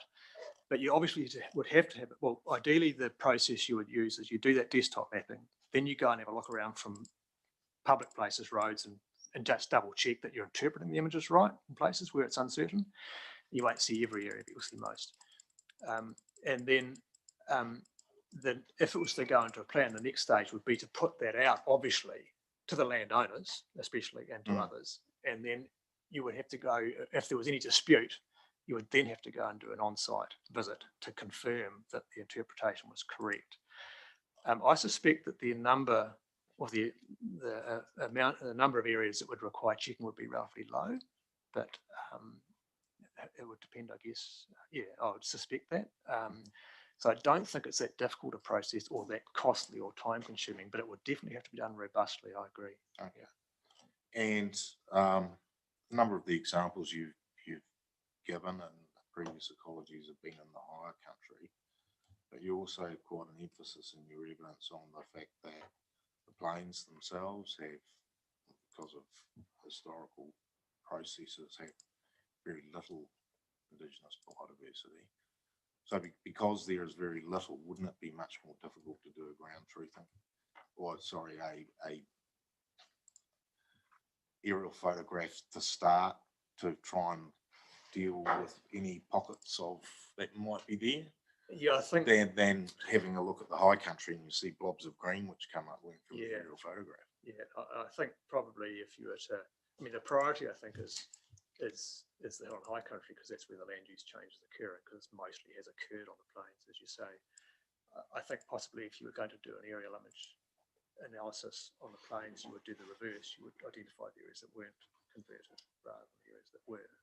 Otherwise, you just have a big black lot of colour on your map. I think the other thing with the plains is it's more well known. We know where the uncultivated sites are largely, and in fact, a lot of the remaining Indigenous biodiversity on the plains, as indicated by the Canary Botanical Society submission, are at road sites. It's the most uncultivated land on the Canterbury Plains is on road margins, which are mostly modified, actually. And in fact, I've been involved with work for Ashburton District Council, where we have gone back and looked at all the recorded locations of Indigenous species on roadsides through the Ashburton district and remap those as SNAs. Okay. No, thank you for that. Second question, and again, leading on from the chair's previous questions, is the whole issue of edge effects and where it goes and how broad it is. You mentioned it's in Eco Matter 1D, that's what I've got here. Yep. Including the integrity and functioning of adjoining areas of Indigenous vegetation. Obviously, I think it's a known concept, but it's probably quite difficult to actually articulate for the means of providing certainty, not only to the conservation interests, if you like, but also to the landowners. You got any observations about necessarily what is in there? Humidity you mentioned before, and there's issues of spray drift and those sorts of things. But how would you think you would actually encapsulate an edge effects criteria to be included in a clause in a rule? I don't know if you could. I think the way to address it is to ensure that any consent application for land use change has to address it. So therefore you would have a plan rule which required an applicant to show that the off-site effects were no more than minor. And I have familiarity with that, with a situation in the Mackenzie Basin where there was an application for irrigation, pivot irrigation on the outwash terrace. And the condition of the consent was to provide data on soil moisture at distances out from the pivot. So they put in a series of sampling sites at different distances from the pivot. Whether there's some debate about how scientifically robust it would be because it was such a small sample and there were no controls, but that was an outcome of a consent application which attempted to address the risk of off-site effects, and so they required as a consent condition some research actually, which is some of the research I reference in my evidence. So I think because it's such an unknown quantity, that the appropriate place for that is to place the obligation on an applicant wishing to change land use or a new activity, and particularly irrigation, and that's is one of the key effects that we're aware of. So I guess my feeling as an ecologist will be, provided a consenting process provided for that to be addressed, then it'll be up to the council planners to ensure that those conditions were attached to the consent. Okay. I presume the consent in Mackenzie you were talking about was a regional consent. It was, yes. Yeah. Okay. All right. Thank you. Last one, and it's going back to the often talked about definition of improved pasture. You've got a suggested definition that you showed us on screen, which I've got in front of me at the moment, where Indigenous species have been completely removed and the vegetation replaced by exotic species. Again, to be certain in a reliance in a permitted activity rule, you need to be very clear about what that word completely means. And what proof there is if there was one small specimen of some Indigenous, Manuka or Matagari or whatever it is, which is in the corner, you couldn't say that it's been completely removed to be able to rely on that as permitted activity. Do you have any comment on the sort of the absolute nature of the word completely? Yeah, I do. It's deliberate. By completely, it means that you've had complete clearance. So it's either been like completely sprayed with herbicide, for example, or cultivated. Now, and in response to the question earlier, I acknowledge that things can recolonise. And in fact, it's interesting, in converted pasture, you'll still get Indigenous species such as mosses recolonising rapidly, reasonably fast, especially in dryland environments. But the key thing is you'd have evidence that there was a conversion had occurred. So it would be, at some point it was cultivated and there'd be evidence of that, and such as in a photo or such as in an image. And so that would be how you would interpret that. You would say the conversion has occurred. Even if you went back 5 years later and found a few species in there, it had been converted. So therefore, and So I it's appreciate no definition can be absolutely bomb-proof, but in my experience, that would be far easier to argue in court, for example, an enforcement issue than the other definitions we're dealing with. So it's all about it being deliberately converted That's as opposed correct, to yeah. recolonisation later. Yeah. Okay. Yeah. Yeah. No, thank you. Thank you for your help. It's been very useful. One further request from me, just while you've been talking to my colleagues, I've been looking at the Department of Conservation website. And in terms of the suggestion, I think you've made to us, should we decide based on submissions to remove Schedule H and Schedule 3 from the plan because they have limited shelf life, you've recommended that we could refer instead to the Department of Conservation's threat lists. Can you come up with some precise wording for us? Because when I'm looking at the web page, I'm not seeing any precise wording that I can identify given my lay knowledge of these things. So just come up with some wording that would be appropriate to use either in a policy or a rule that would guide decision or direct decision makers to the right place and in the doc online information. That'd be appreciated. Thank you. But no further questions from me. Can I just Can I just expand on the improved pasture definition? I've just been musing on it. The word deliberately came up just a few minutes ago, where Indigenous species have been deliberately completely removed and the vegetation replaced by exotic species.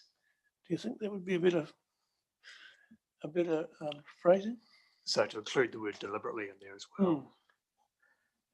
I don't know if it needs to be there because what we are assessing is we're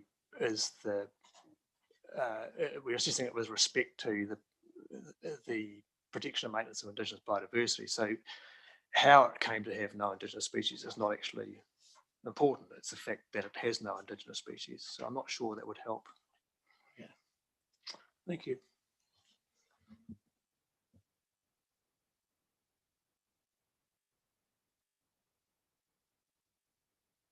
Microphone on. Next witness, please. Yes, thank you. Now call Ms. Young. Good afternoon. Sorry, Ms. Young, just before you start, just to the panel members, we've been going for nearly an hour now. Do you want to take a short break for now, or do you want to just whip into the next witness? Anyone need a break? No, we're good. Right, carry on. Thanks.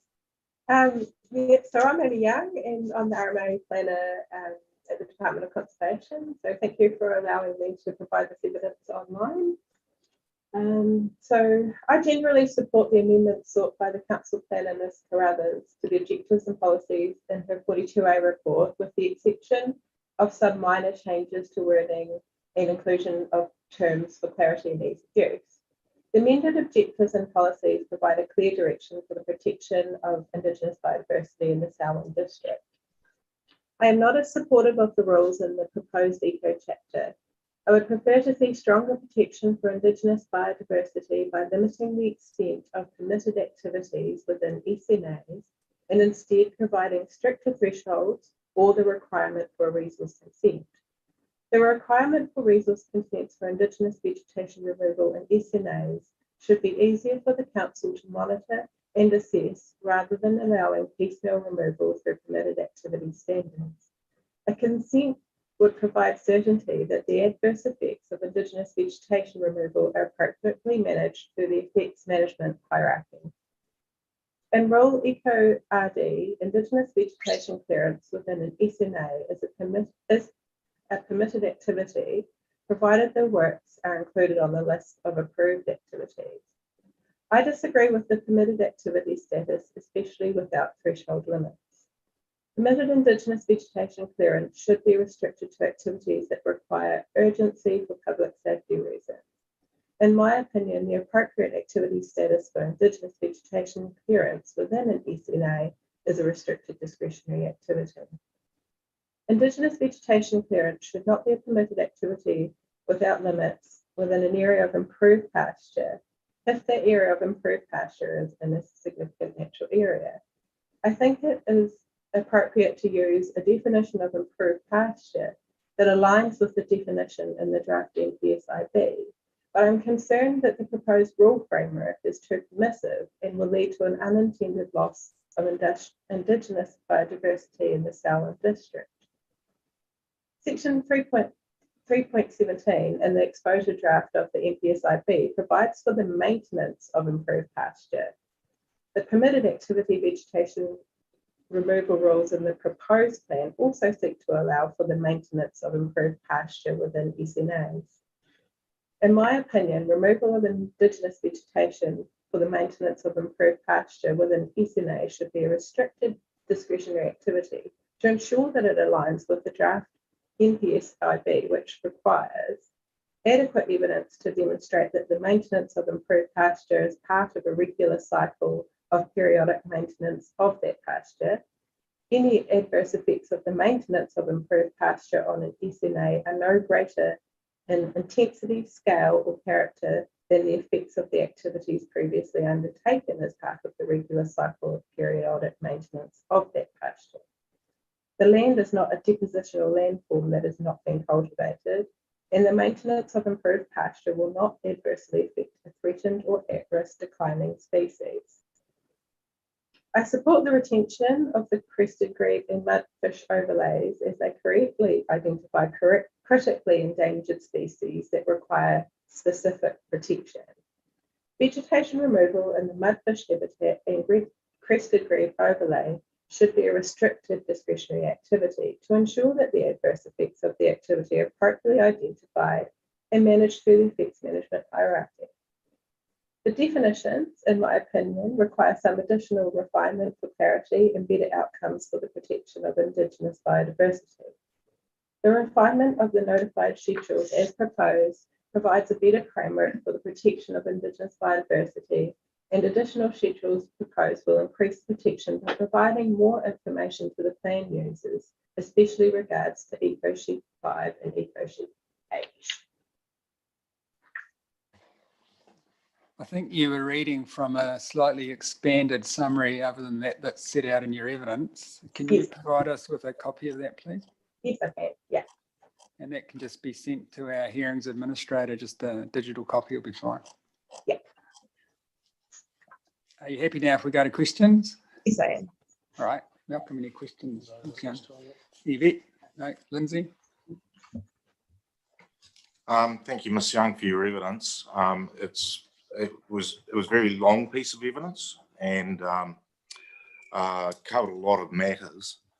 I'm just wondering, and through the chair, whether I guess as an observation, I had a few problems trying to work out what exactly the relief was that the Director General was seeking on each of the provisions. Sometimes it was there and sometimes it was reliant on Mr. Harding's views. And I'm just wondering if you are coming back to us whether that could be sort of consolidated into one document and for the issues of contention. Yes, I have no issues with doing that. Yeah. Okay, great. Because some of the other planning evidence we'll be getting an appendix with the marked up provisions with the preferred wording. So thank you for that. Absolutely fine. Yeah. I should possibly have asked this of Mr. Harding, but you have a preference for the utilisation of the word ecological integrity in your paragraph 47 to include the term ecological integrity. Is that defined comfortably somewhere else, and is that term appropriate for a district plan? Your paragraph 47. Yeah.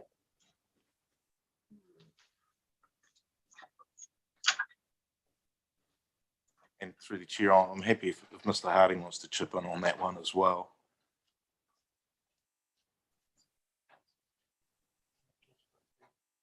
In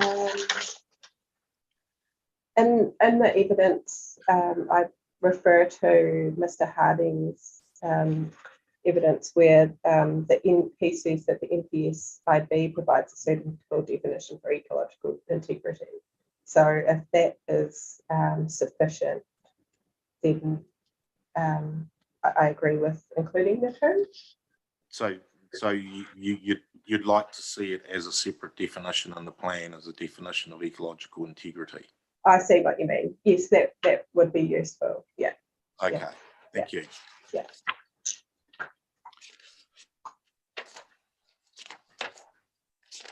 Most of mine.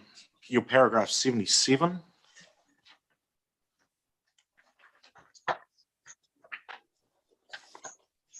It's in relation to policy Eco P11. We suggest listing pest and plant species that are listed in Eco Table 1 and Eco Table 2, and the pest management strategy or the pest management plan. What if those tables are to be changed? I understand that the regional pest management plan sits outside of the plan, but it goes through a process to get it where it is. But what if those contents of the tables would be changed? Is there a way of making appropriate changes from, if there is an external list which changes threatened, or the list of pest and plant species, that can be changed without formality rather than actually having it locked in a table? I think it's like you were referring to before with the threatened species, the classification for threatened species. You'd refer to the document that can be changed ongoing, so that if you're referencing the regional pest management plan, you'd refer to that rather than the tables as such. Yeah. Yeah. Yeah.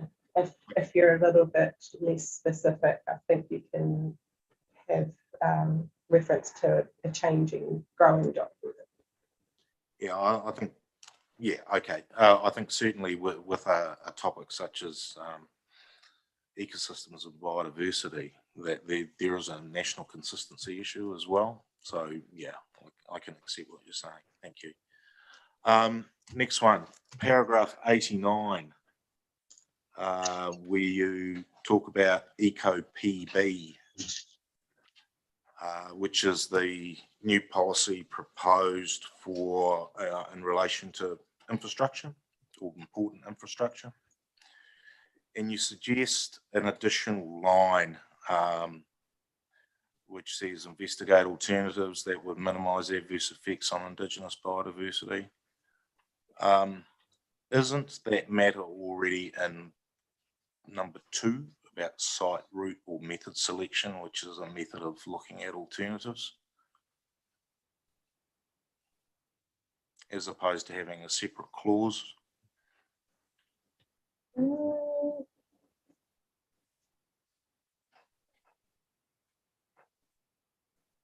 I partially agree.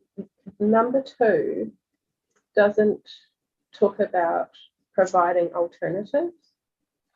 It's just a site route or method selection that serves to minimise the effects on the environment. Yeah, I perhaps read it differently. I see where you... Site route and method selection is all about working with the site, the route, or the way in which it's going to be done, and there are alternative ways of doing that to get to a preferred option. Yeah. I just wondered whether it was superfluous, your number 4, because it was already covered.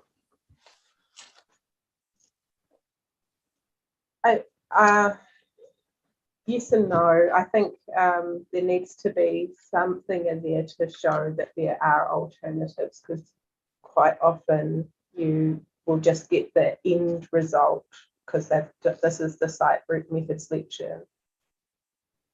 I suppose if the method is shown, then that should provide an alternative. Yeah, a number of other plans have things like demonstration that there has been the appropriate level of analysis of alternatives, words to that effect. There's certainly some words have been written in plans about the needing to demonstrate that. Yes, and also the difference in the wording between effects on the environment and effects on Indigenous biodiversity, I think. Yeah, there is. Similar but different. Or you could include the two, effects on the environment, including or particularly Indigenous biodiversity or something like that. But and again through the chair, if you are coming back to us with a consolidated Director General's preferred wording provision, perhaps you could have another look at that one. Yes, I can. Okay.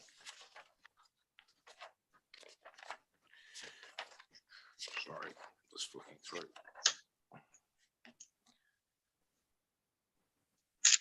Now moving to the rules, page 32, your paragraph 120. Yep. Okay, at the very top there, where you suggest striking out some of the matters, the permitted activity matters.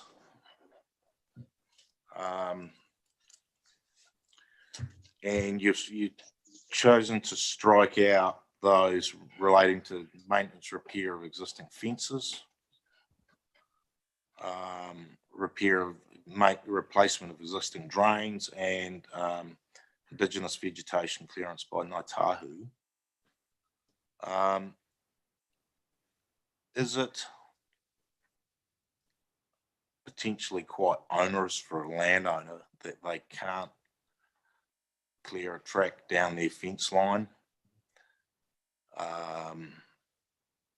as a permitted activity, or if they have something which is, they have a farm track and it's getting over, the edge of it is getting overgrown, keep on hitting their tractor as they go on a bush that you can't actually clear that bush away, is at that level of detail, is that reasonably onerous for a landowner in relation to point A, which you're looking to strike out? Yeah, so this is referring to removal, Indigenous vegetation clearance within an SNA. Yeah. So my point was that that should only be undertaken as a permitted activity if it's something that is urgent, that needs, that is something to do with public safety or something that is, an urgent thing needs to be undertaken. But my point is, in probably relying on Mike Harding's evidence, is that in these SNAs, the vegetation is fine grained. It's can be threatened species in a small area, as you've just pointed out, that could be removed by such an activity, as just upgrading a fence line or maintaining a track. And that's the problem here, is that if you allow too much as a permitted activity with no thresholds on those permitted activities, then you can't control the loss of that vegetation. Yeah, on the other hand, if you do have fences within an SNA which are there for a good reason, it might be protecting public safety and they need to be cleared or replaced, the fence posts are broken, that you can't physically do that particular work without requiring consent. Yeah, so that's why you would either need a threshold which allows you to clear a certain amount from that fence line, or you need somebody to check that that's okay. It's just that it goes from no thresholds to so you can clear as much as you want from that fence line. There's nothing to say how much. I'm just going to interject here. I just want to ask you, have you seen the document whereby we've posed questions to the 42A reporting officers in writing and they've come back with answers in writing? Have you seen that document? No, sorry. Okay, because that document recommends the inclusion of thresholds on the very provisions that are now being discussed. So rather than carry on this discussion, can you find that document? And if you can't find it, then our hearings administrator can email it to you, and look at the thresholds that are now being recommended to us by the reporting team, and just see if that changes your opinion at all.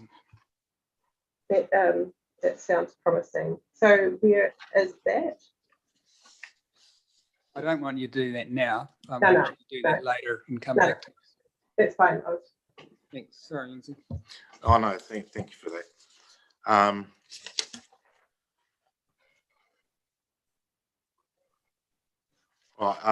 I guess, okay.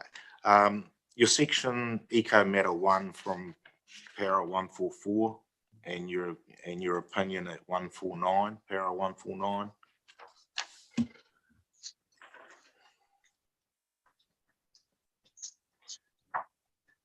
I guess I'm a little bit lost with what you wanted.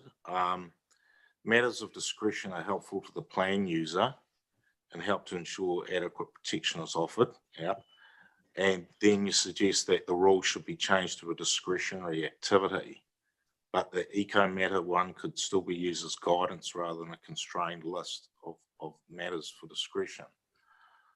So sorry, yeah, that doesn't, I actually don't think that makes a lot of sense at all. Sorry about that. Yeah. You've got to, if you're restricted to matters of discretion, you need a list of matters of discretion. Please disregard that. Okay, but your preference is that it's a discretionary rather than a restricted discretionary activity. Is that your preference? Because that's the way I read it. Sorry about this.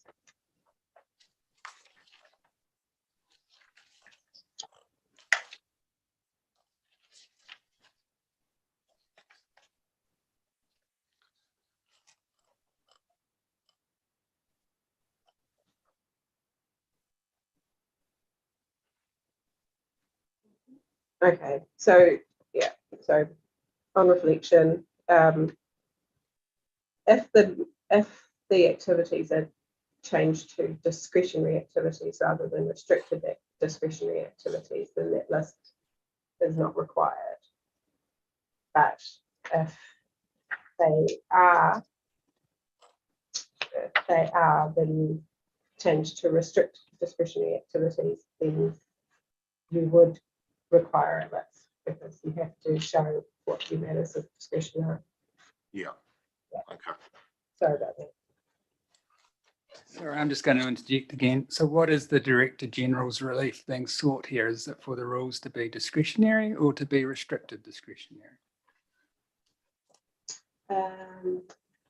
And which rules are you referring to in this part of your evidence?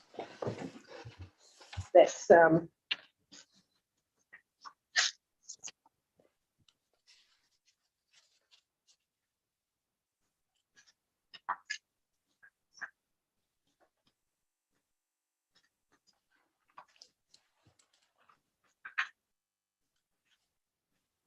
If I might interject, I think the Director General generally sought that a number of the rules that were restricted discretionary be made discretionary.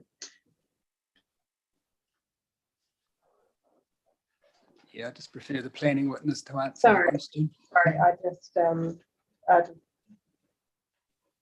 want to make sure that I'm saying the right thing.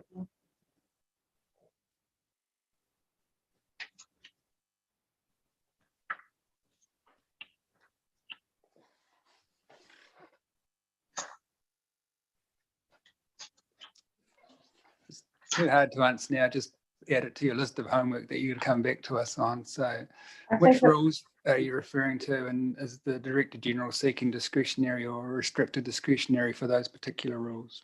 Yeah. Yep. Sorry, Lindsay. Oh, that's right. I've got no further questions.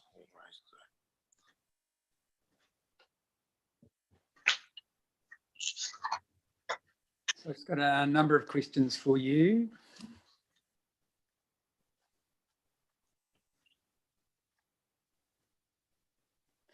Let's check if I still need to ask them.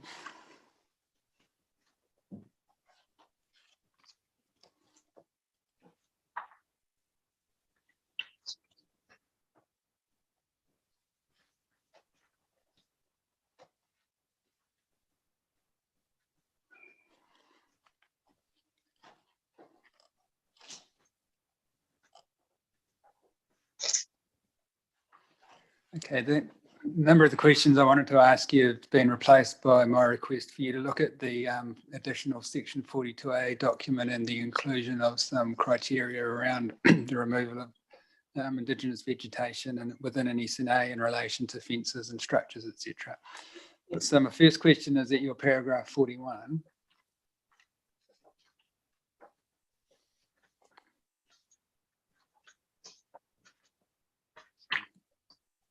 Yeah. Just the wording that you seek there. You're wanting the qualifiers have minor or short-term effects on Indigenous biodiversity values inserted. And I just have a query about the practicality of that wording. If Indigenous vegetation is imposing, for instance, a fire risk or a health and safety risk on some infrastructure, be it a fence or something more important, and that vegetation is to be removed, how can that be a short-term effect? If the vegetation is gone, it's gone forever, not just in the short term.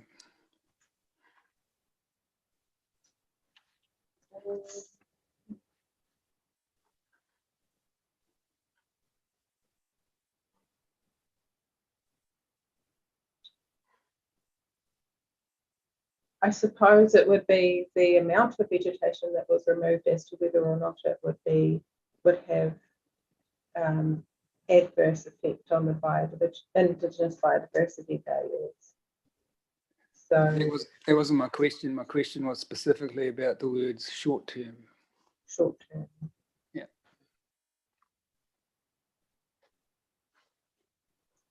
Yeah. Short term. In that sense, you couldn't comply with short term because it would be gone. So it would be minor. You could remove short term. Okay, so is your evidence to us to remove the word short term from your suggestion here? Yes. Yeah. Okay. Yeah. Good. Thank you. Just make a note of that.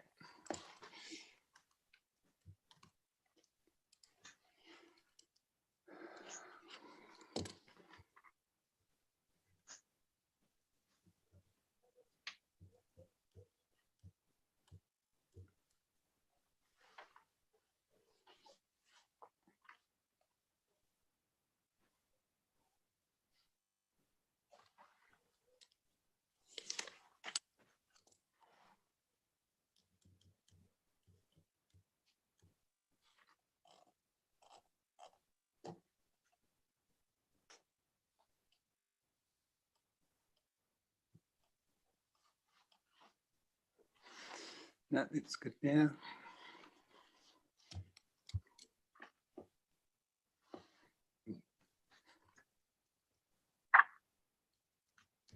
I'm just trolling through. I don't want to ask you a question that's already been covered, so just bear with me.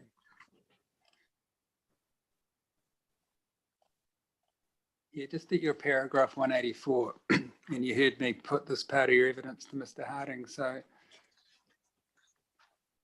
as the department's planning witness,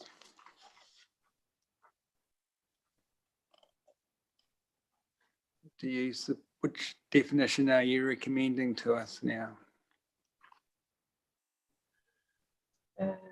Is it the one that Mr. Harding addressed us when he presented his evidence to us? I think he modified the one that was in his written evidence, suggested crossing out some words. Is that correct? The definition of Indigenous vegetation, I think you said we don't need some of the words on the tail end of that definition that you pulled in from Mackenzie. That's correct. Just the first sentence is sufficient. Yeah. So I guess, I just want to know from you as the planner, do you support the definition that was in his written evidence or the definition that's been suggested to us verbally today? Just let me double check.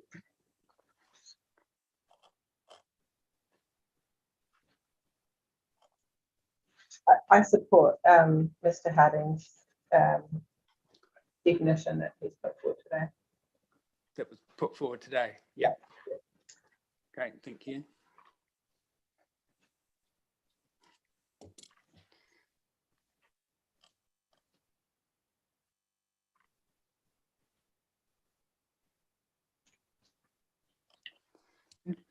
right.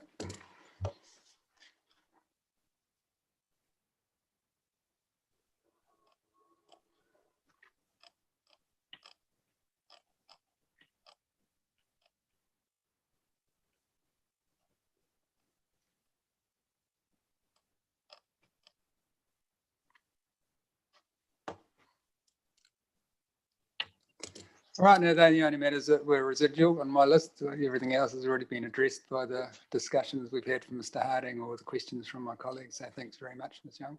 Thanks for your comprehensive evidence. It's helpful. Thank you. But thank you. Look, there is just one matter I do want to address, and that's in relation to the mudfish overlay and the crested grebe overlays. Look, I note Mr. Harding's evidence, which is that he's, I guess, a bit confused about the presence of those overlays in the plan. The Director General does continue to support the retention of those overlays in the plan, and I just wanted to clarify that, particularly in relation to Canterbury mudfish. Whilst I agree that those are likely to be in areas where once they are located, they will be identified as significant natural areas. The difficulty is that those are fish which are quite cryptic and which can hide for potentially years at a time. And so it's not until the activity is undertaken that they are discovered. And that's the reason why it's important to have the overlays and to have the controls in place.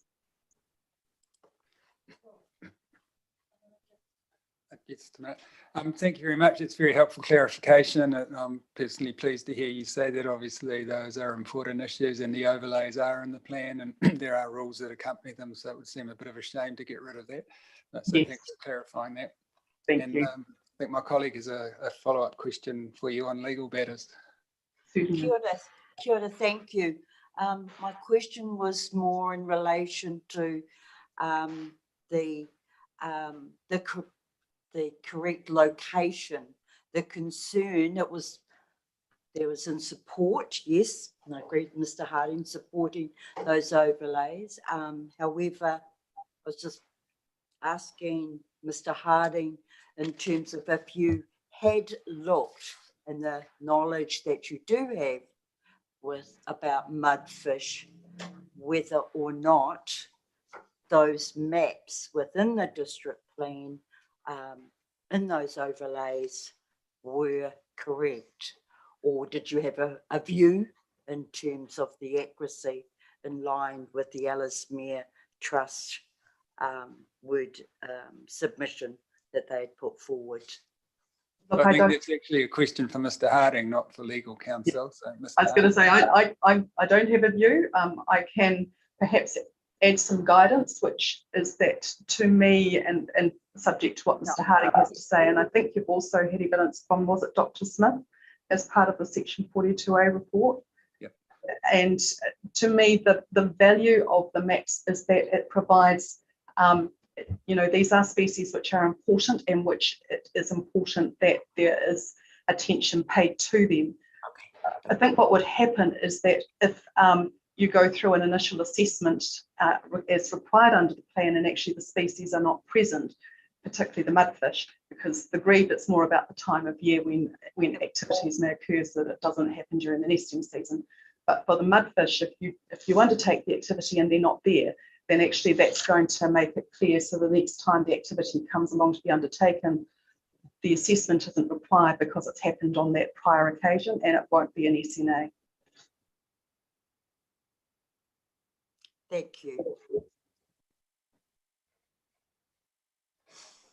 All right, now we've asked you to do some homework for us, and I've asked our 42 reporting officer, who has a number of jobs on her plate, to give the reply report for this particular topic priority over some other reply reports she's also working on for this panel and other panels. So in terms of the homework that we've asked you to do, would you be able to provide that to our hearings administrator by the end of this week? Ms. Young is nodding, so yes. Yeah, and that includes the wording that I've asked Mr. Harding to provide. That would be very helpful. Yes, and I'll get Mr. Harding to work with Ms. Young and myself on that. Yep, Very much appreciated. Well, thank you very much for your time this afternoon and the obvious effort that's gone into your submission and the evidence and the legal submissions. We do appreciate it, and it's been very helpful. So thank you. Thank you.